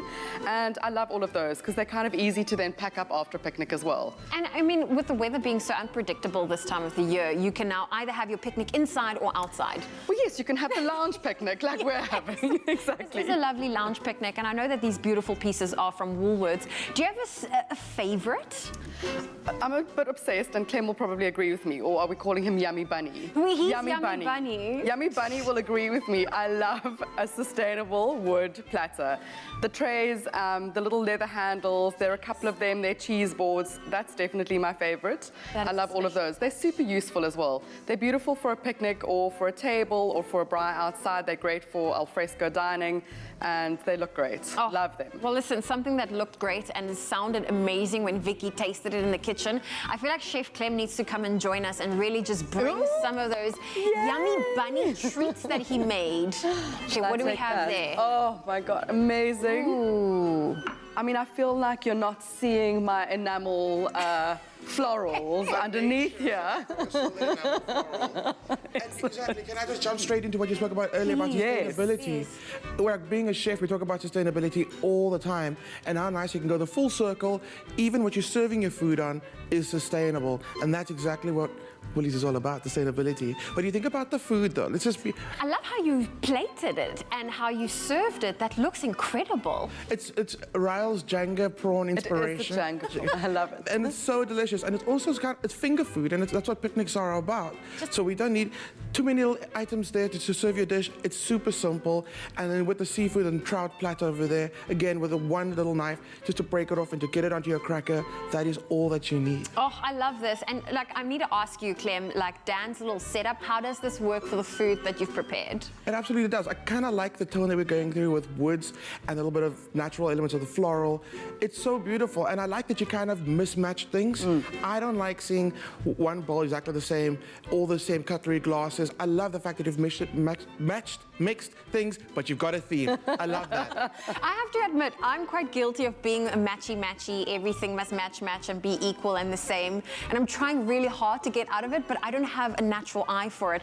So for someone that wants to be a little bit more adventurous, what should they look out for? What would you say is the common theme for them to then like not be matchy? Put it all together. I think the trick with not matching is having a little bit of match. A little bit of match. So you need to look at like different color palettes and things like that. So like the grays and greens and blues all work together. So even though there's not a single thing here that matches, they all do feel like they work together as a set. They complement each other. So like go for traditional patterns versus geometrics or florals or whatever it is, and then they'll still all work. Oh, I really like this. And I mean, for me, it's like, this is aesthetically pleasing. I love doing it, but when I try and match it to be mismatched, it doesn't work. But it's like the Easter eggs. I mean, looking at these cute little Easter eggs from Hopville, it's like, this is what happiness is all about. Yes? Also, once you've had a couple of chocolates, you don't really mind what the matching is about, right? Exactly. And the Easter eggs are amazing for, I mean, if you're out having a picnic and it's Easter, a little Easter egg hunt. Why not? I think it's so amazing. And the variety is absolutely stunning this year. And there's just so much you can do with it besides just eating them. I love it. Absolutely. Everything's a lot playful. Well, Dan, thank you so much for joining pleasure. us. Yummy Bunny, did you claim that term yourself? Did we give it but to now you? I'm owning it. Own it. You need Owning to it. own it. Well, there really is something in store for every bunny this Easter. So make sure you grab a beautiful basket, a picnic blanket, and spend some time outdoors with your loved ones. And you can shop all of these #Woolies Easter treats and items at Woolworths. You can do so safely in store, online, or on the app.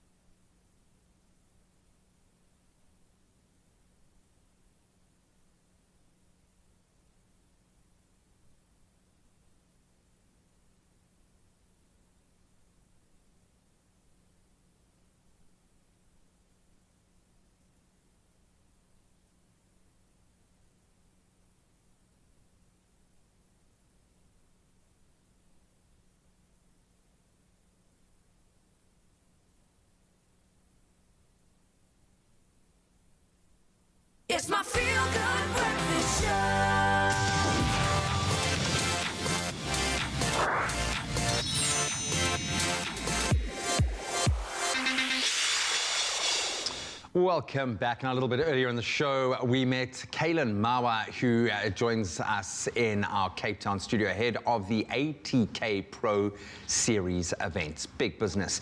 And while we're at it, of course, Grant Hines now joins us as well to talk about some of the accessories that are available for racing simulators. And you can see how far we can take this game.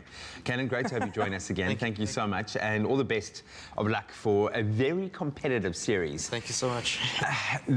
Toys for boys, toys for girls, toys forever.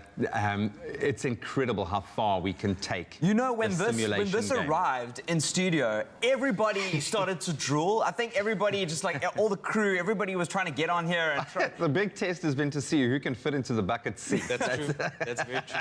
And it just goes to show how cool this tech is, right? Like, we love the toys that we play our games on. And having toys like this, especially in a simulator environment, really adds to the experience of playing that game. And we use the term toys loosely because this goes far above and beyond. I mean, I know there are bona fide racing drivers training on these simulators. Well, not even, like I was saying in the previous insert, like in Formula One last year during COVID, a lot of the races actually were competed in VR, in setups way more complicated and expensive than this. But that just goes to show how realistic these setups are and competitive they are. All right, so gents, take us through what we can play around with in this space.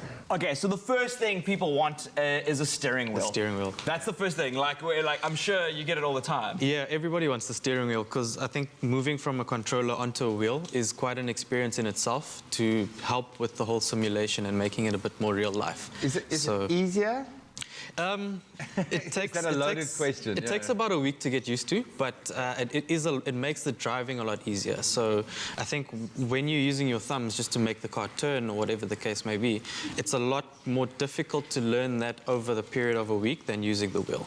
So yeah, it does make it a bit easier. If you are a driver, you know, there's going to be an intuitive understanding. And when it comes to the wheel, it's so complicated because there's a lot of force feedback. So you get different kinds of steering wheels. You get ones without force feedback, but that big thing behind the wheel, there's a huge motor. Yeah. And that counters you steering if, for instance, there's force feedback or there's G-force in your car if you're going fast enough. If you're playing a Formula One game, it's extremely hard to drive. And you'll see that steering wheel. To control that is a skill in and of itself. Yeah, just those little nuances can make all the difference. I love that. Okay, steering wheel, tick. Okay, the next thing I think is the pedals. The pedals, yeah. Yeah, people want to have pedals, and people want to have realistic pedals. Most of the setups that you see only have 2 pedals, but you do get ones like this that are more professional, that have 3 pedals, which would obviously be clutch, accelerator, and brake. Yeah. What do you have at home? I have a Logitech setup, so it's similar to this one with the 3 pedals. Generally, I only use the accelerator and the brake. The clutch is mostly for other games where you would need to obviously utilize your clutch to drift and stuff like that there, yeah. Oh, yes, you need your clutch to drift. Yes. For all of my drifting. But yeah, the steering wheel and the pedals is all I need, and then obviously I think we're moving on to the bucket seat, which is one of the more prized possessions to get, especially for the whole simulation of it all. Yeah, and I mean, it's going to make it feel very real, but physically exerting, you get kind of stuck into this, having that support and being able to kind of nestle in there, I would imagine makes a big difference. And this is just... Yeah, do you get different size bucket seats? Because I know a lot of people couldn't fit into this bucket seat. You clearly don't have the narrowest crew. Yeah. But it makes me think, like, are racing drivers jockeys? You know, do they have to be like... Well, I think they do have to I think so. I mean, if you go and see any racing driver, they're not the biggest of people. So they do have to obviously be able to fit in the seat.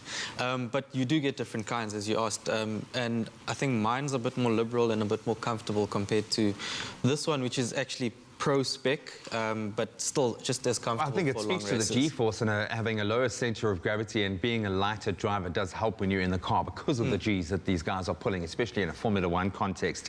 The monitor, you obviously want it. Yeah, this is where you need.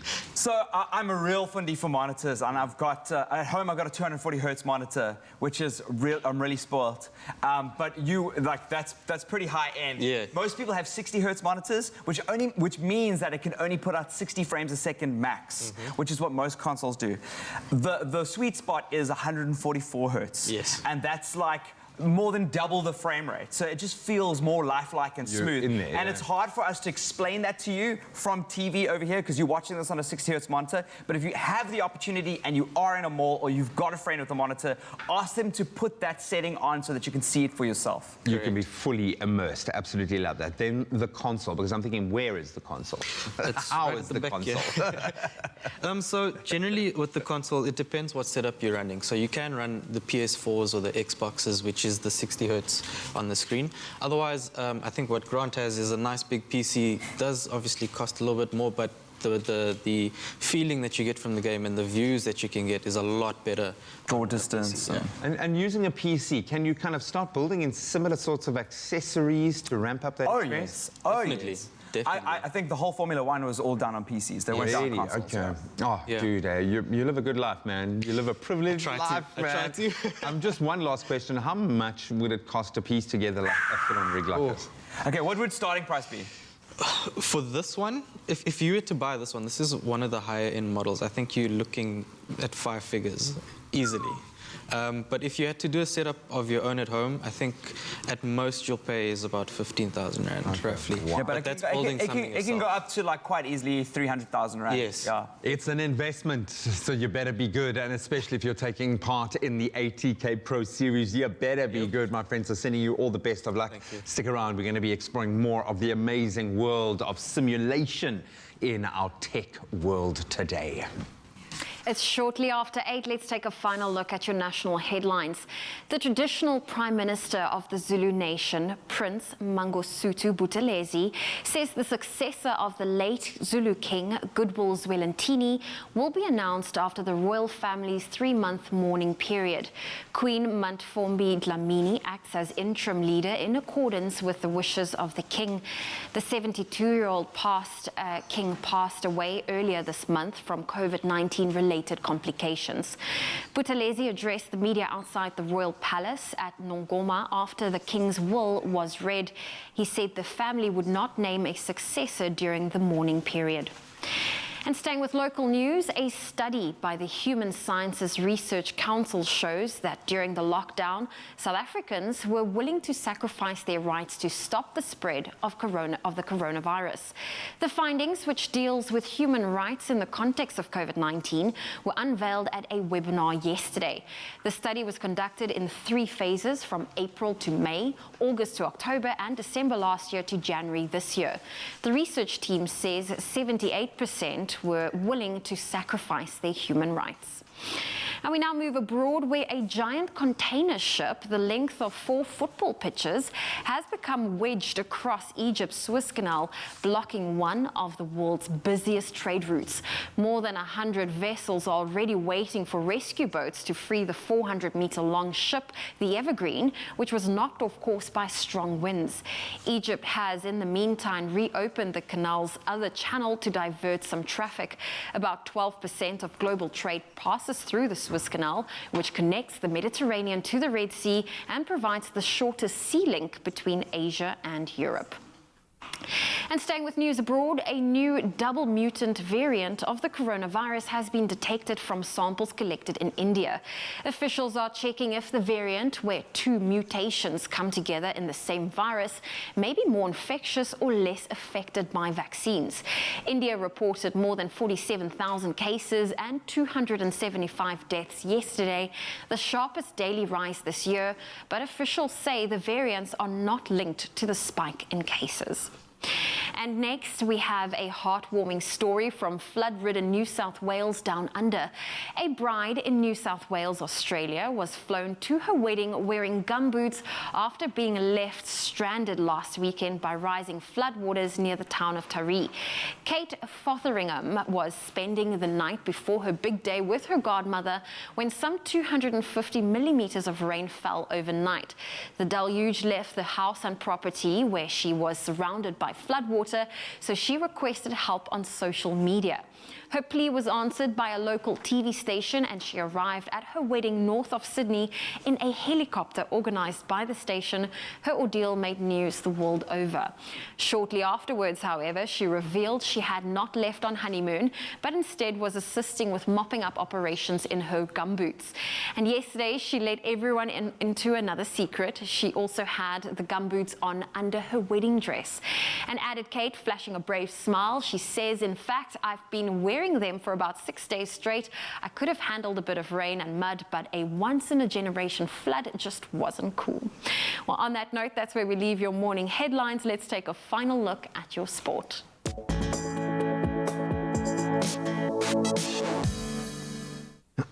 Thanks so much. Sorry, we start with cricket and hoping that weather won't be a factor as it has been throughout the year. The 4-day domestic series final will kick off today at Kingsmead Stadium in Durban as the Dolphins and Titans lock horn, both looking to be crowned champions of the 4-day format. The Dolphins definitely hoping to utilize their home advantage as they play their 3rd consecutive final of the cricket season. In fact, a first for any South African franchise team.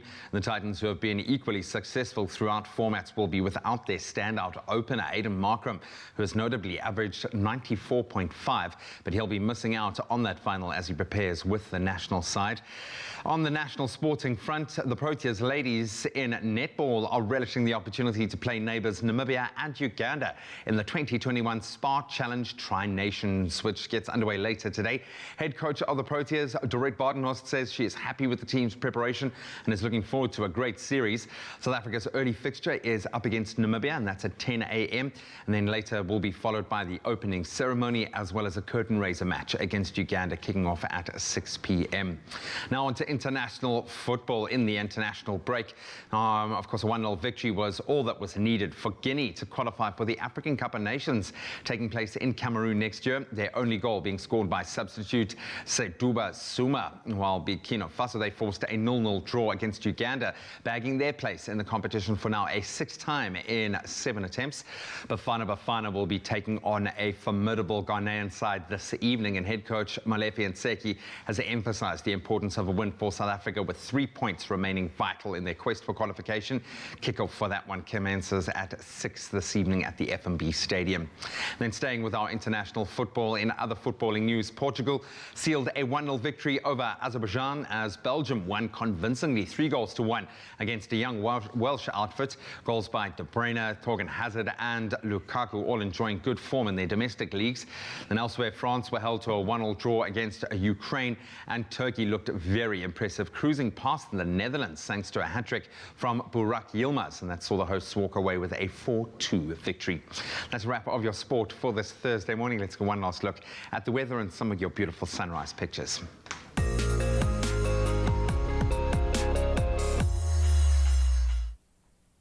Thank you, Graham, and thank you to you for sending through your beautiful sunrise photos. This morning, we featured Patricia Dunlop from Morningside in Durban, who shared this beautiful image of the blue and pink sky as the day starts. Suzette Kuhn shared this stunning image of this trail leading down to the beach while watching the sunrise over the ocean. Neo Lekotosh from Randfontein shared this bright image. And last but not least, Tanya Mostert from Stellenrijk in the Western Cape shared this fresh-looking morning with us. Now, if you would like to be featured in our weather segment, it really is simple. All you need to do is head on over to the Expresso Facebook page to share your photo and location with us, and we would love to see how you start your mornings in your part of the country, and of course share it with all of our viewers. Now, we love our viewers, even the ones that are abroad, tuning in via the Africa channel and YouTube on a daily basis. So to wrap up your weather for this morning, we are heading to Nevada, to Las Vegas, also nicknamed Sin City. Las Vegas is an internationally renowned major resort town, a city known primarily for its gambling, shopping, fine dining, entertainment, and nightlife. Las Vegas is also synonymous with shotgun weddings, elopements, and other last-minute nuptials. And the city itself is situated in the Mojave Desert and is surrounded by mountain ranges on all sides. Today will be a partly sunny day, reaching a maximum of 9 19 degrees Celsius in Las Vegas. And then a quick South African weather update from the South African Weather Services. Yesterday, they issued a yellow level 2 warning for possible disruptive rainfall in some parts of Gauteng. It said that although some showers had been experienced in several parts of the province yesterday, the most significant rainfall was expected from last night into this morning. The heavy rains are expected to lead to localized flooding of several roads, low-lying bridges and informal settlements. Johannesburg Metro Police spokesperson Kolani Fila advised motorists to be extra cautious, reduce speed and keep a safe following distance and avoid low-lying bridges and flooded roads because it's difficult to gauge their depth. Well, on that note, let's quickly look at your temperatures one last time. If you're in Polokwane, a low of 15 with a high of 25 for today. Mbumbela, rainy with a high of 23. Thunder showers in Pretoria, 13, reaching a high of 20. Johannesburg, 11, with a high of 18. Mahikeng, 10, reaching a high of 26. Klerksdorp, 11, reaching a high of 26.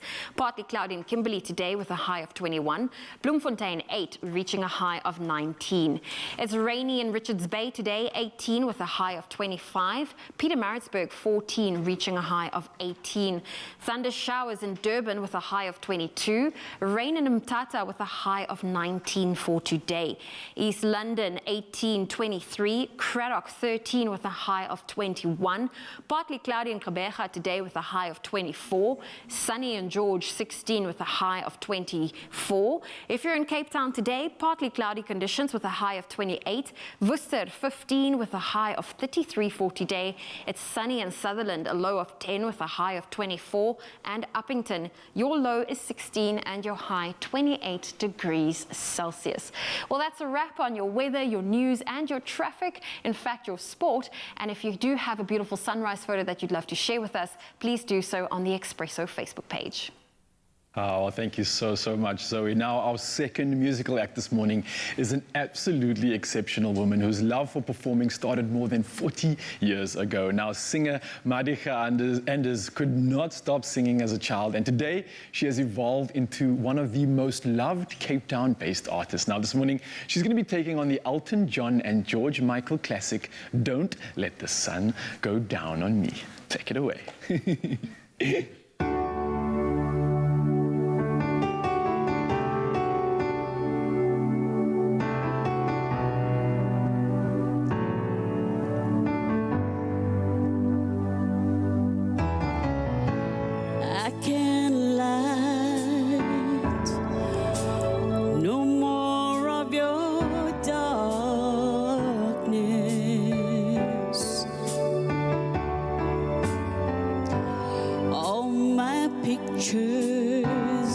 Seems to fade to black and white.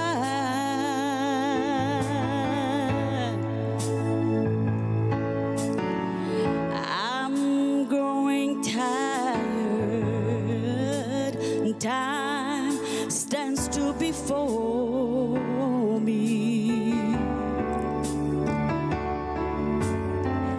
Frozen here on the ladder of my life, yeah. Too late to save myself from falling.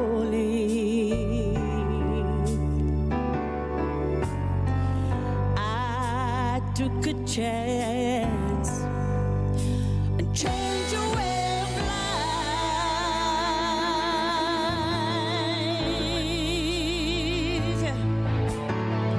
but you misread my meaning when I met you.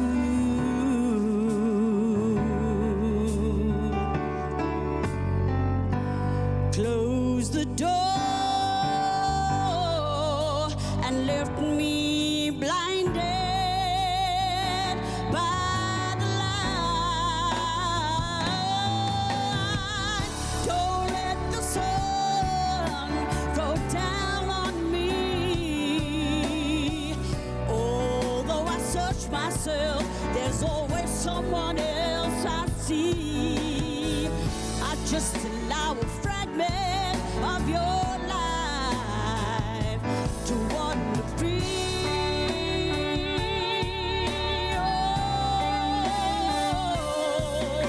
But losing everything is like the sun going down on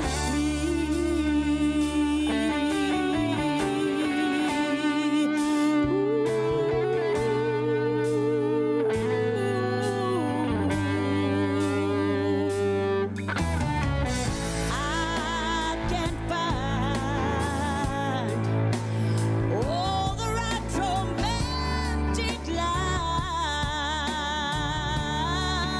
Oh, yes, I can. But see me once and see the way I feel. Yeah. Don't discard me just because you think I mean you harm. Oh, yes, I can. You see these cuts and see the way I feel. Oh, don't let the sun go down on me. Although I search myself, there's always someone else I see. I just allow a fragment of your life to wander free. Oh, but losing everything is like the sun going down on me.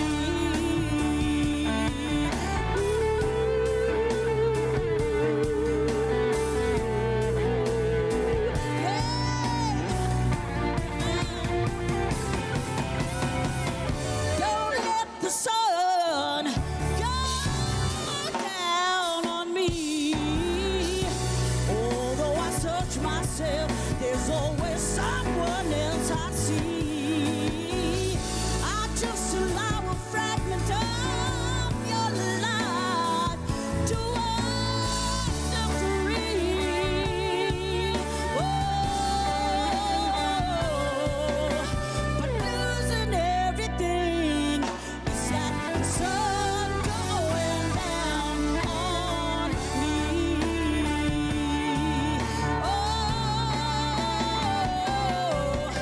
But losing everything is like the sun going down on me.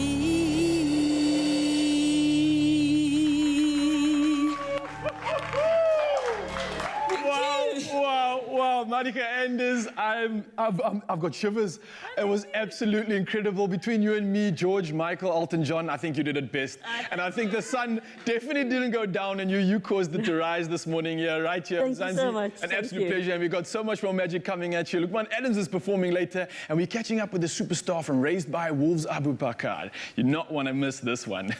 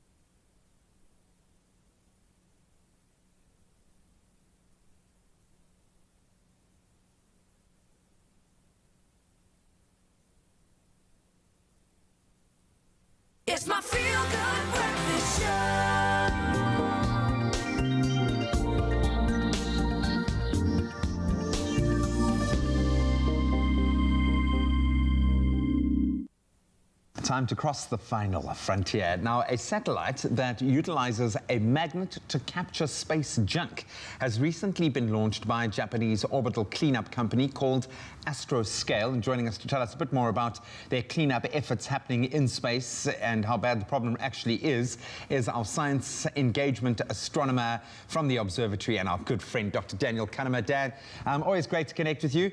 I've got to say, first of all, great artwork behind you there. Whose artwork is that? I made that myself. I was going to say, man, absolutely beautiful, man, absolutely beautiful.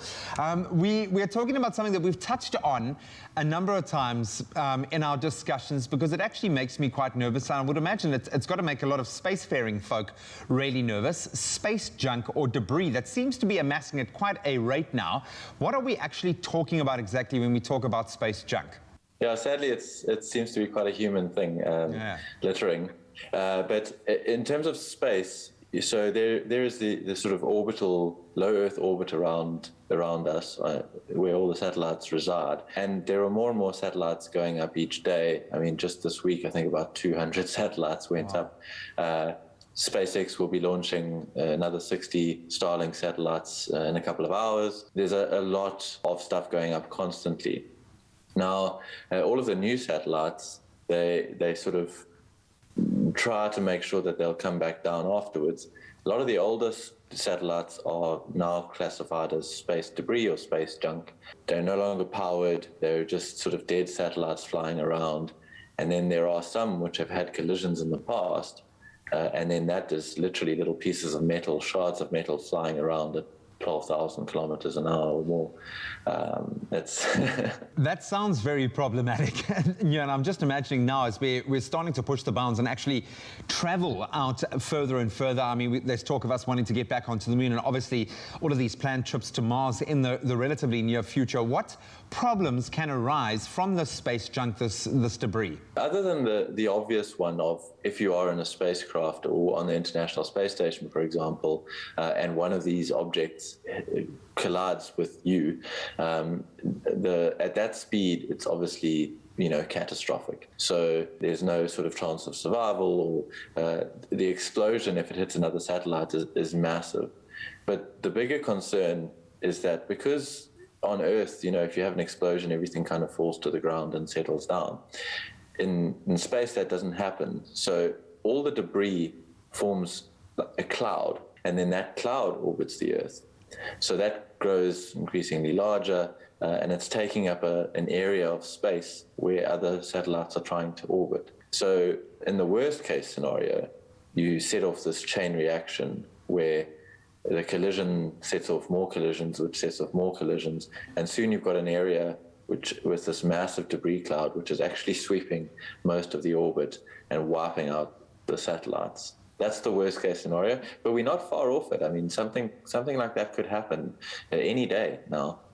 Yeah, and I get the sense that, it's that tipping point of when do we reach critical mass, and all you need is that one big, kind of collision to kickstart that exponential growth. So what is then being done to clean up our orbit? Is anything being done? Yeah, so there are people concerned about it, and as I said at the beginning, new satellites that go up are generally obliged to have a plan to come back down. So, they won't allow them to just be dead up there. As soon as its sort of useful lifespan is over, it has to have enough fuel that it can deorbit itself and come in and burn up in the atmosphere. But there's all this older debris which has no way of coming back down, and these small little bits. So Astroscale, which you mentioned at the beginning, they're trying to come up with ways of capturing this debris and then bringing it back to Earth. So they're going up on a test orbit for now, and they're going to see if they can release a little satellite and catch it again with a magnet. And they're going to do that a few different times. So if they can prove it works, then they'll have a mechanism for capturing satellites and deorbiting them and burning them up. Which sounds like a good idea. Yet again, another terrifying chat. Thank you so much for filling me with all the terrors of space. Now, I'm glad there is a focus on doing something about it. We'll certainly watch that space closely in terms of what the Japanese are doing. Dr. Dan, always an absolute pleasure. Thank you so much, my friend. My pleasure. Have a good day. Well, just like here on our blue planet, it looks like we are needing to find more innovative ways of cleaning up after ourselves in space, just as we do on the ground here on planet Earth. And we'll keep our eyes peeled for the latest news on this particular subject. Thank you so much, G. All things interstellar, all things space. Now, you might recognize him as Father from Ridley Scott's hit television show Raised by Wolves, as well as a video game voice actor for Assassin's Creed Origins and, of course, Valhalla. Now, English actor Abubakar Salim joins us in studio for an exclusive interview. Abubi in the building! This is a massive deal for me because I'm obviously love my video games, and Abu's been involved in some of the biggest games of the last decade. Literally, man. But you don't necessarily see his face. I think the first time, for a lot of people, they got to see your face in the show. Yeah. But we know your voice. Right. Yeah. Listen to it. Just give me a line from Origins. Come on. The woman in the studio just I don't even know what to say. I mean, everything is true. Yes! Or something like that. I don't know, man. It's been a while. Brother, how are you doing, man? Oh, I'm good. I'm really good. Lekker, as people would say. Yes, right? that's it. Yeah. I like it. I'm really, really good. So the show that you're currently working on now is, obviously, I'm super jealous, Ridley Scott, who made Alien one of the greatest, touchstone. Gladiator, all those kind of incredible. Gladiator as well. Just forgetting about that. Yeah. You're working side by side with him in Africa. What does it feel like to shoot the side? I mean, it's horrendous here. Absolutely. Don't know why. No, it's incredible. It's incredible. It's one of those. It's a real big moment to sort of, again, I feel, and I always say this, it's like coming back home and actually working on a passion here, like a passion project here, and working at home, and it's just, it's wild. It's wild and really, really powerful and really exciting. And this is one of the biggest shows I've ever done in my life. So, and to work with one of the biggest directors in the world, like Ridley Scott, it really is sensational, really sensational. Big directors, a big acting lineup as well. I mean, you're working with a Viking and a lot of other you mean that guy? That guy! That guy, yeah. No, it's really, again, one of the great things about this show is that I'm working with this incredibly talented cast, and everyone is just so grounded and lovely, and so just down to earth. And we're all in this really wild sci-fi show, which doesn't actually feel very sci-fi. It's more about relationships and family and about and it's again, it's every now and then I have to pinch myself God, I'm in Cape Town. Look, I gotta say, we're speaking about the show right now, Gron, and for many people that might, for some reason, be living under a rock and have no idea about it, can you tell them, Zanzi, what it's all about? Just in case they haven't watched it, give them a reason to. Yeah, sure. So it's about these two androids who are sort of tasked with raising children on another planet because planet Earth has been destroyed. And it is really about what it means to almost for humanity to have a second chance. It explores religion, it explores, relationships, it explores parenting, it's that whole thing of, again, because we are these two androids who have no idea what it means to raise children, but we've got Google in our heads, let's say, you quickly learn and realize that actually it's not as simple as it is, you know what I mean? And and that the planet itself as well has a life of its own. So it is very sci-fi, but at the same time it's very relationship driven. Yeah, it's a powerful show, and Aaron Gizikowski, who's the creator of the show, the writer of the show, he's incredibly talented. He's got this whole universe planned out. This whole everything happens for a reason, and it's a wild ride. Talking about other wild rides and science fiction shows that you've been in 24, and a lot of people know 24 and Black Mirror. How did you get into acting? How did this start for you? Yeah, I started. You know what's funny? Professionally, I started in theatre. I'm classically theatre trained, but it's actually through games that kind of got me through. Yeah, man. It's one of those things where, as a kid, playing games actually inspired me with the world of storytelling. I think when I was growing up, watching TV and watching shows and film, at the time, there was not really anyone who looked like me. And, you know, even in reading books, like, I love books and I love reading, but, you know, sometimes it's a bit hard to get a kid to focus and read a massive book, right? Yeah. But it was actually through games and actually actively participating in this character's journey and seeing that trajectory of storytelling that really got me into acting and into the way of storytelling, I think.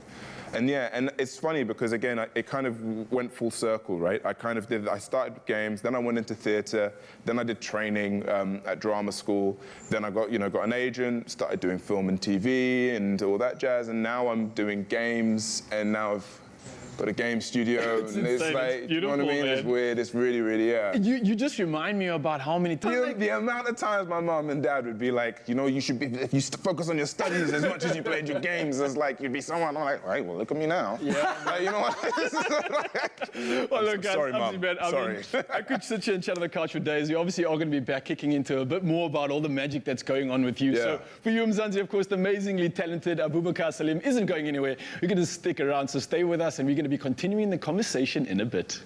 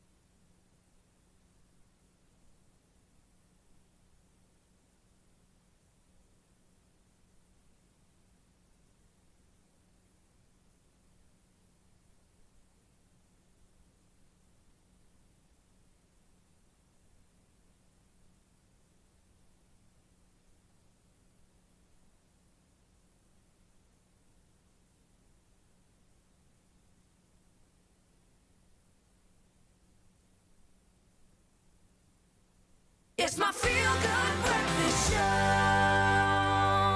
Welcome back. You're still locked in, of course. We are chilling with a superstar. He's a star in one of the 2020's biggest TV releases. It's called Raised by Wolves. And now he's a video game voice actor as well. And he's worked on so many epic titles like Assassin's Creed and Valhalla. But he's also the founder of a new independent game studio called Silver Rain Games. He's still chilling in the studio. We're here with Abzi. Abzi, one question I got to ask you. Yeah. What do you call cheese that doesn't belong to you? Nacho cheese. Did you just come up with that? Come on, I'm not jokes, man. Come on. It's programmed in, man. In me. Dad jokes from the show. Yeah, Father's got game, man. No. So, I'm really impressed with this move from acting in video games, from acting in like a huge TV show with Red. You know, the normal trajectory is then to like boost into film and to Hollywood. Yeah. But you've done something really inspired. You started your own independent game studio. It's during the pandemic. I know, I mean... And last week it was announced that EA, Electronic Arts, everyone knows EA, it's in the game. Yeah? They bought his studio. You are joking. Well, yeah, I mean, it's like, yeah. I mean, what is going on here? I know, it's weird. It's so crazy. No, they're definitely like they've actually came at such a brilliant time because I think, yeah, as I said, like I started the studio during the pandemic, which I didn't know was going to happen. Let's just be really clear. Like, I wasn't. Do you know what I mean? I didn't plan it. Like, you know what? Like, yeah, let me stop season 2 for a second and just smash out a game quick. Absolutely, yeah. No, it was something that I'd always wanted to do. I've always been inspired by telling stories, and I'm fascinated by the power of telling stories through different mediums, be it through film, TV, theatre, but video games in particular, because it just connects to so many, you know, to a wider young audience, you know, of today. Like, everyone plays games. You've got it on your phones. You've got it, you know, you're seeing it on the TV. You play it on the plane, you know, so it's one of those things which I do feel really passionate about. And I thought, you know what? Let's start a studio and let's start building stories that can not only empower players, but, you know, also empowers the people who are making the games and makes them feel heard. So, yeah, in the middle of a pandemic, which was terrifying, but at the same time, a brilliant moment to focus on something that I did feel passionate about and really kind of focus on myself as well.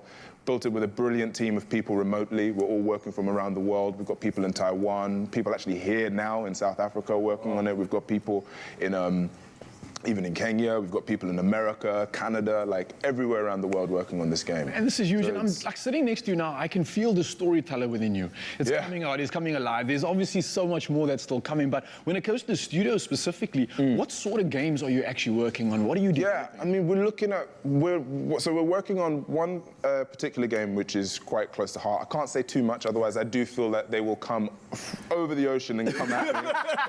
But the games that, you know, we're really inspired to tell are ones that are going to move people, but also create worlds where people can actually escape in and take a really beautiful experience from, where they feel like they can see themselves in it, they feel that they can be reflected in it. I think there is such a power with putting someone in control of a character and going through this journey with them and telling a story that way, that I want to play into that. I want to lean into that more. So those are the kind of games that we're invested in and making in the studio. It's games that people can explore and fall in love with these characters, escape in, but they don't have to be so attached to it. You know, they can drop it back like a book or like a TV show, you know? That's the kind of stuff that we're interested in making.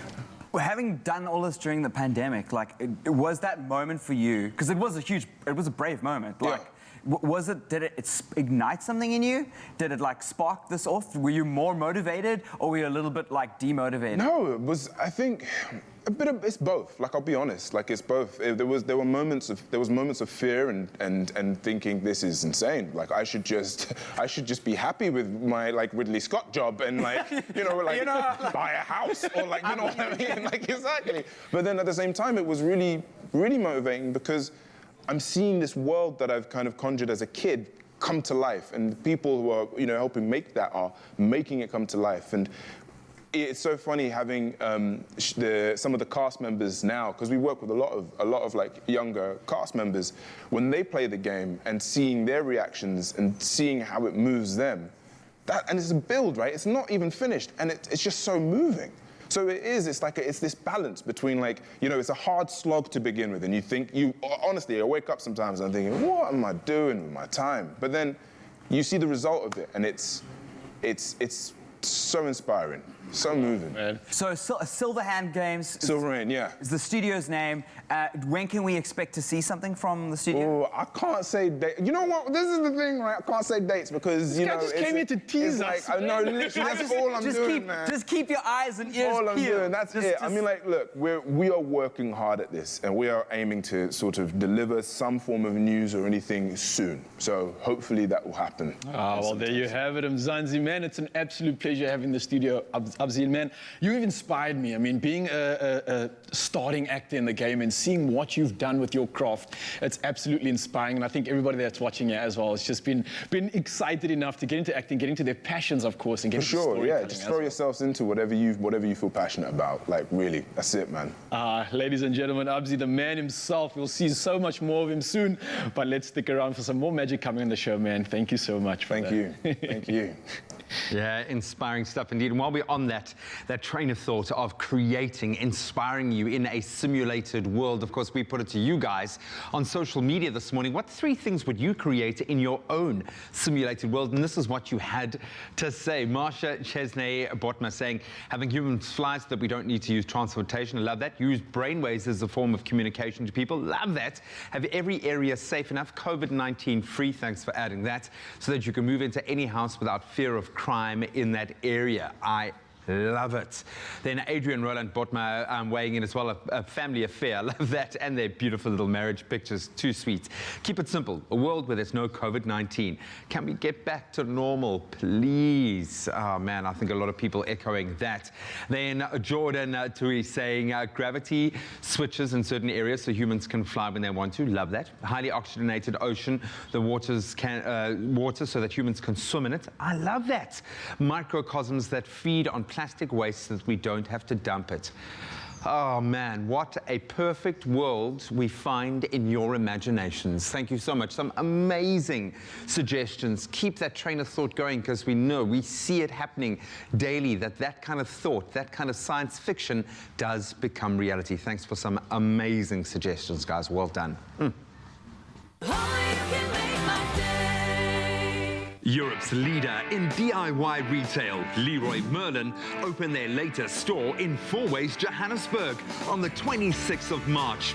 Boasting the widest selection of construction, hardware, kitchen, bathroom, home decor and garden products just up the road from you.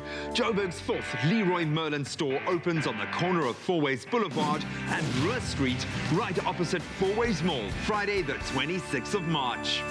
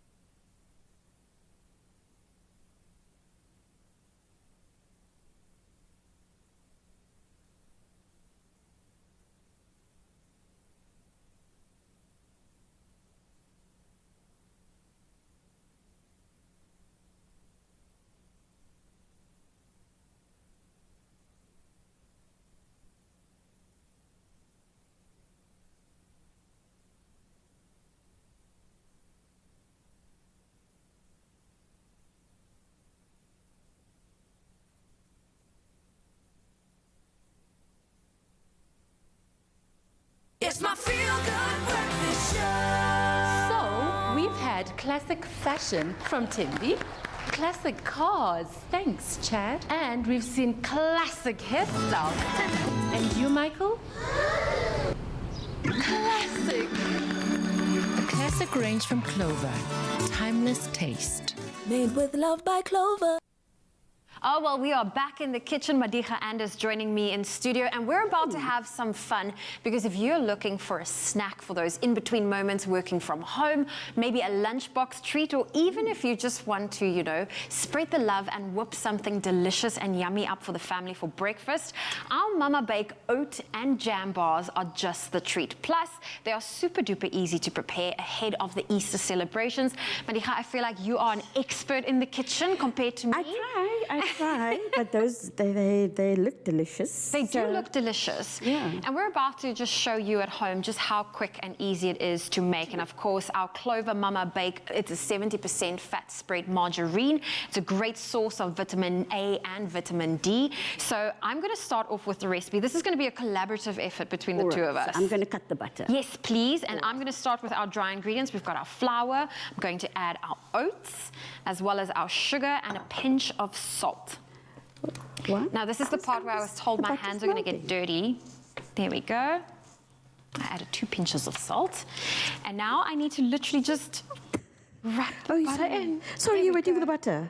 Okay, it's melting. You can throw it in here for me. Yeah, it's melting. Thank you. My hands are too warm. Our hands are clean and sanitized. And sanitized. And this is something you need to do with your fingers. I was told to just rub it like you would make breadcrumbs. There we go. Not that I've ever had to make bread. With your fingertips. With your fingertips. Yeah. Fingertips. There we go. So at home, are you the go-to person to do all the cooking?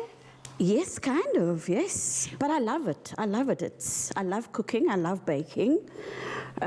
So, yeah. What is the meal you're known for?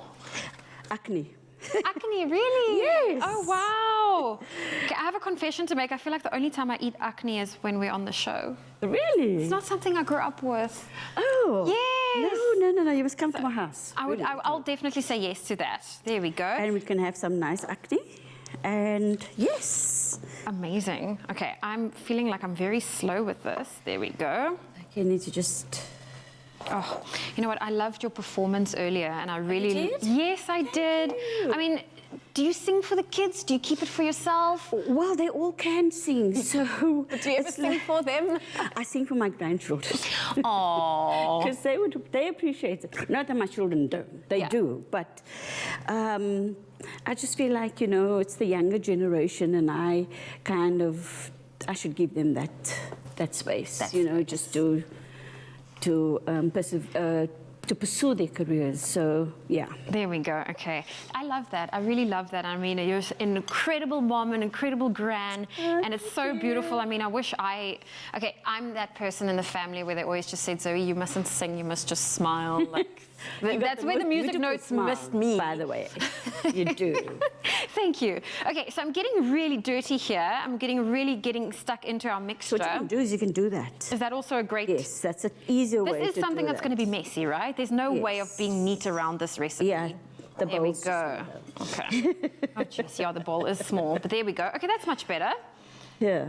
Is this good enough, or should I keep going? No, these still little thingies in there. Would you mind? Go. Please help me. Let's get this recipe going, because this is something you can do with the whole family. Exactly. There we go. Okay, so this is the crumb texture that we want, and now we're going to combine our mixture. We have to combine it.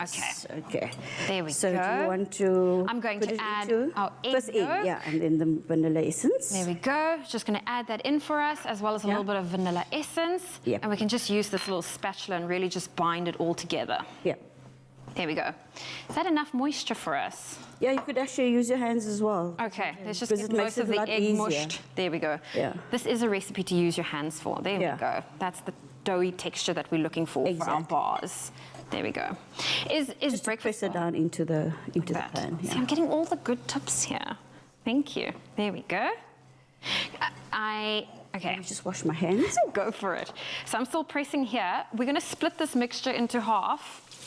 Divide it into half of it, and then add it to our pre-sprayed tin. I feel like they've given us the messiest recipe to do. Is that fine? I can press it in? Just press it down into the pan. There we go. There we go. So this is a messy recipe. We're just going to do half of it. Yeah, and then I'll put the jam. Put our jam in. Yeah. The butter's all kind of looking very funny on my hands. Don't worry, my hands are quite dirty too. There we go. Okay, so let me put the jam. Can I move it to you? Yes, move it to me. And then we can put the rest of the... There we go. So we do have this recipe available for you if you're interested in our oat and jam bars. It's great for snacking in between, a breakfast delicious option. And you can find this recipe on expressoshow.com. Now, once all the jam is spread across our mixture, we're going to add the second half to it, press it down, well, not too hard, and then pop it into the oven that's been preheated at 180 degrees for 30 minutes or until golden brown. Yeah. There we go. I love this. Okay. So while I finish this, if there are any steps you might have missed, we have a quick recap for you.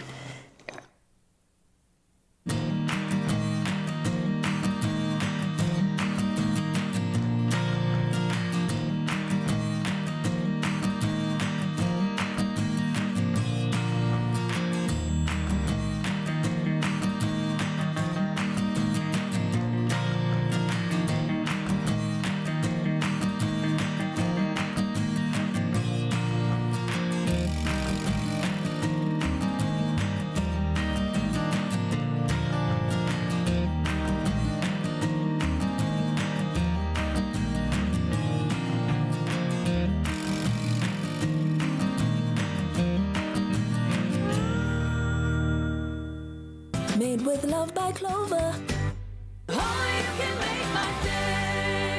Does a room in your home desperately need a deep clean and declutter experience? This could be your chance to upgrade your space for you and your family to enjoy. SA's online cleaning hub, Cleanipedia, is giving away 2 room transformations worth 30,000 Rand each. Visit cleanipedia.com/ZA and sign up to enter. You could also stand a chance to win weekly prize hampers. Get easy, expert cleaning tips for a happier home at cleanipedia.com/ZA.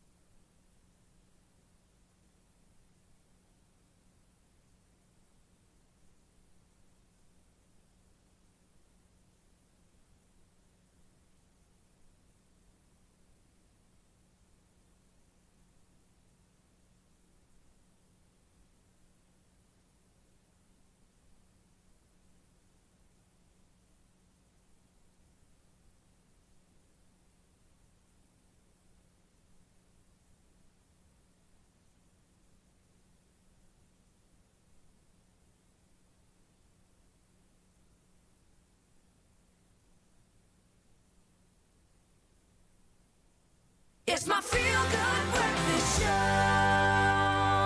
Yes, you beautiful souls. What an incredible show it has been. And now a massive thank you must go out to Marlene Leroux, Vicky Sampson, Madika Anders, and of course, the man himself, Lukman Adams, joining me this morning. And of course, remember to go visit the website www.artscape.co.za to book your tickets to see that Artscape 50th celebration. It is not going to be something that you want to miss. And of course, our beloved South African actor, singer, songwriter, and of course, and entertainer too. Yeah. Lukman Adams is here. He's standing by to perform his rendition of the classic number 2 for the price of 1 by Tully Peterson and David Kramer. Before we get into it, brother, how's your day been on the show? I am good.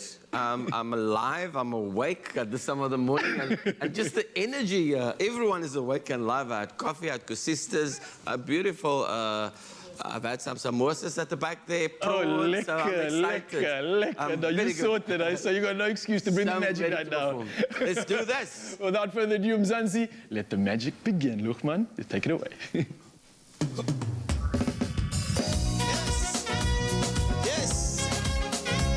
Yes.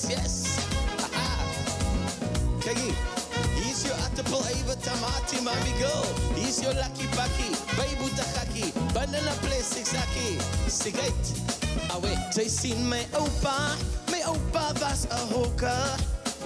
In my pa je toe gebrook. In my Buddha maak je groot geld. En ik maak al die jokes.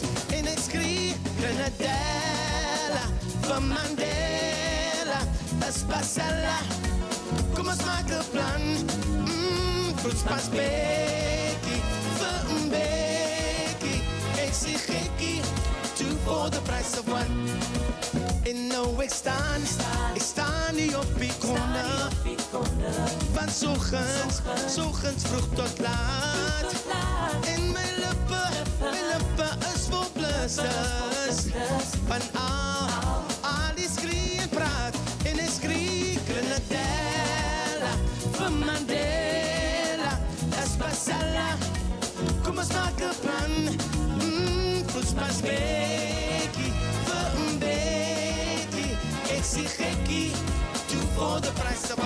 Now usually, this time of the show we have the presenters dancing, showing off their moves. Right now, I'd like to welcome on stage Marlene Leroux, Madika Anders, and Miss Vicky. Oh, gooi oudje. Skit het. In een schreeuw Grenadella van Mandela, especial. Kom ons maak 'n plan. Ons pas bekkie, vir 'n bekkie. Ek sien gekkie, toe voor. En ons krie, Mandela, van Mandela, especial. Kom ons maak 'n plan. Pas bekkie, vir 'n bekkie.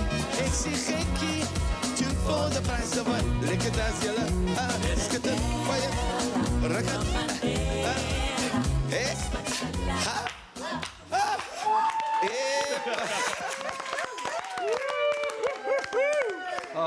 Nice one, guys. Absolutely beautiful. Look, man, Adams, take a bow.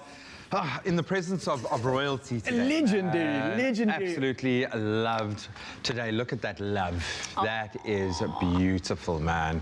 And that is why we love South African theatre. That is why we love the Artscape Theatre, doing something absolutely essential for the arts in this country. And they continue to do that, to go and support the arts. So we've got a few moments left to savor and enjoy of the show. And it's a very special day for us. We love celebrating birthdays. We love celebrating life and celebrating everything on this show. But there are a few individuals that work unbelievably hard to bring this all together. And one particular person I think we all owe a huge amount to, who works tirelessly to keep this show together, to form relationships with our amazing sponsors, and also is very personally invested in all of us celebrating a birthday today. So on behalf of all of the crew, all of the presenters, the guys working behind the scenes, every single person under this massive family that is Cordova, a very happy birthday to Patience Stevens, our executive producer.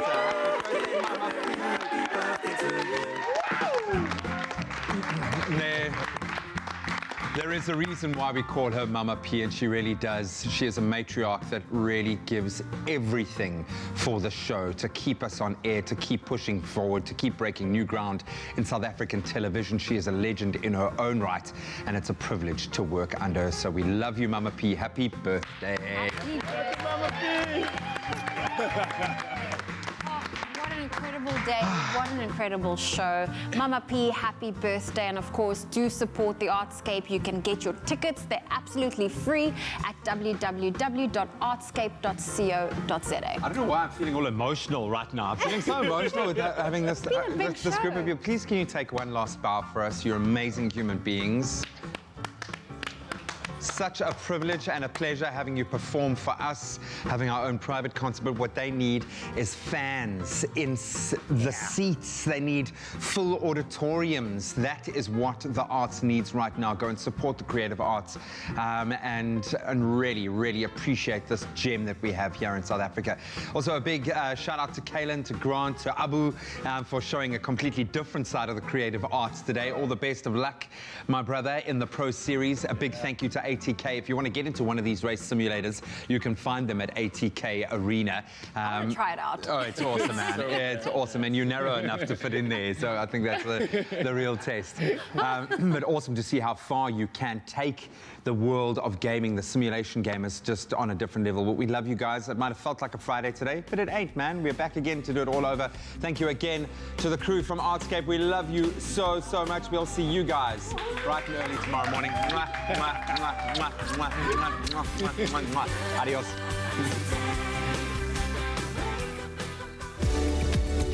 Make the most of glorious summer with your picnic favorites. Made with love by Clover. Another feel-good production.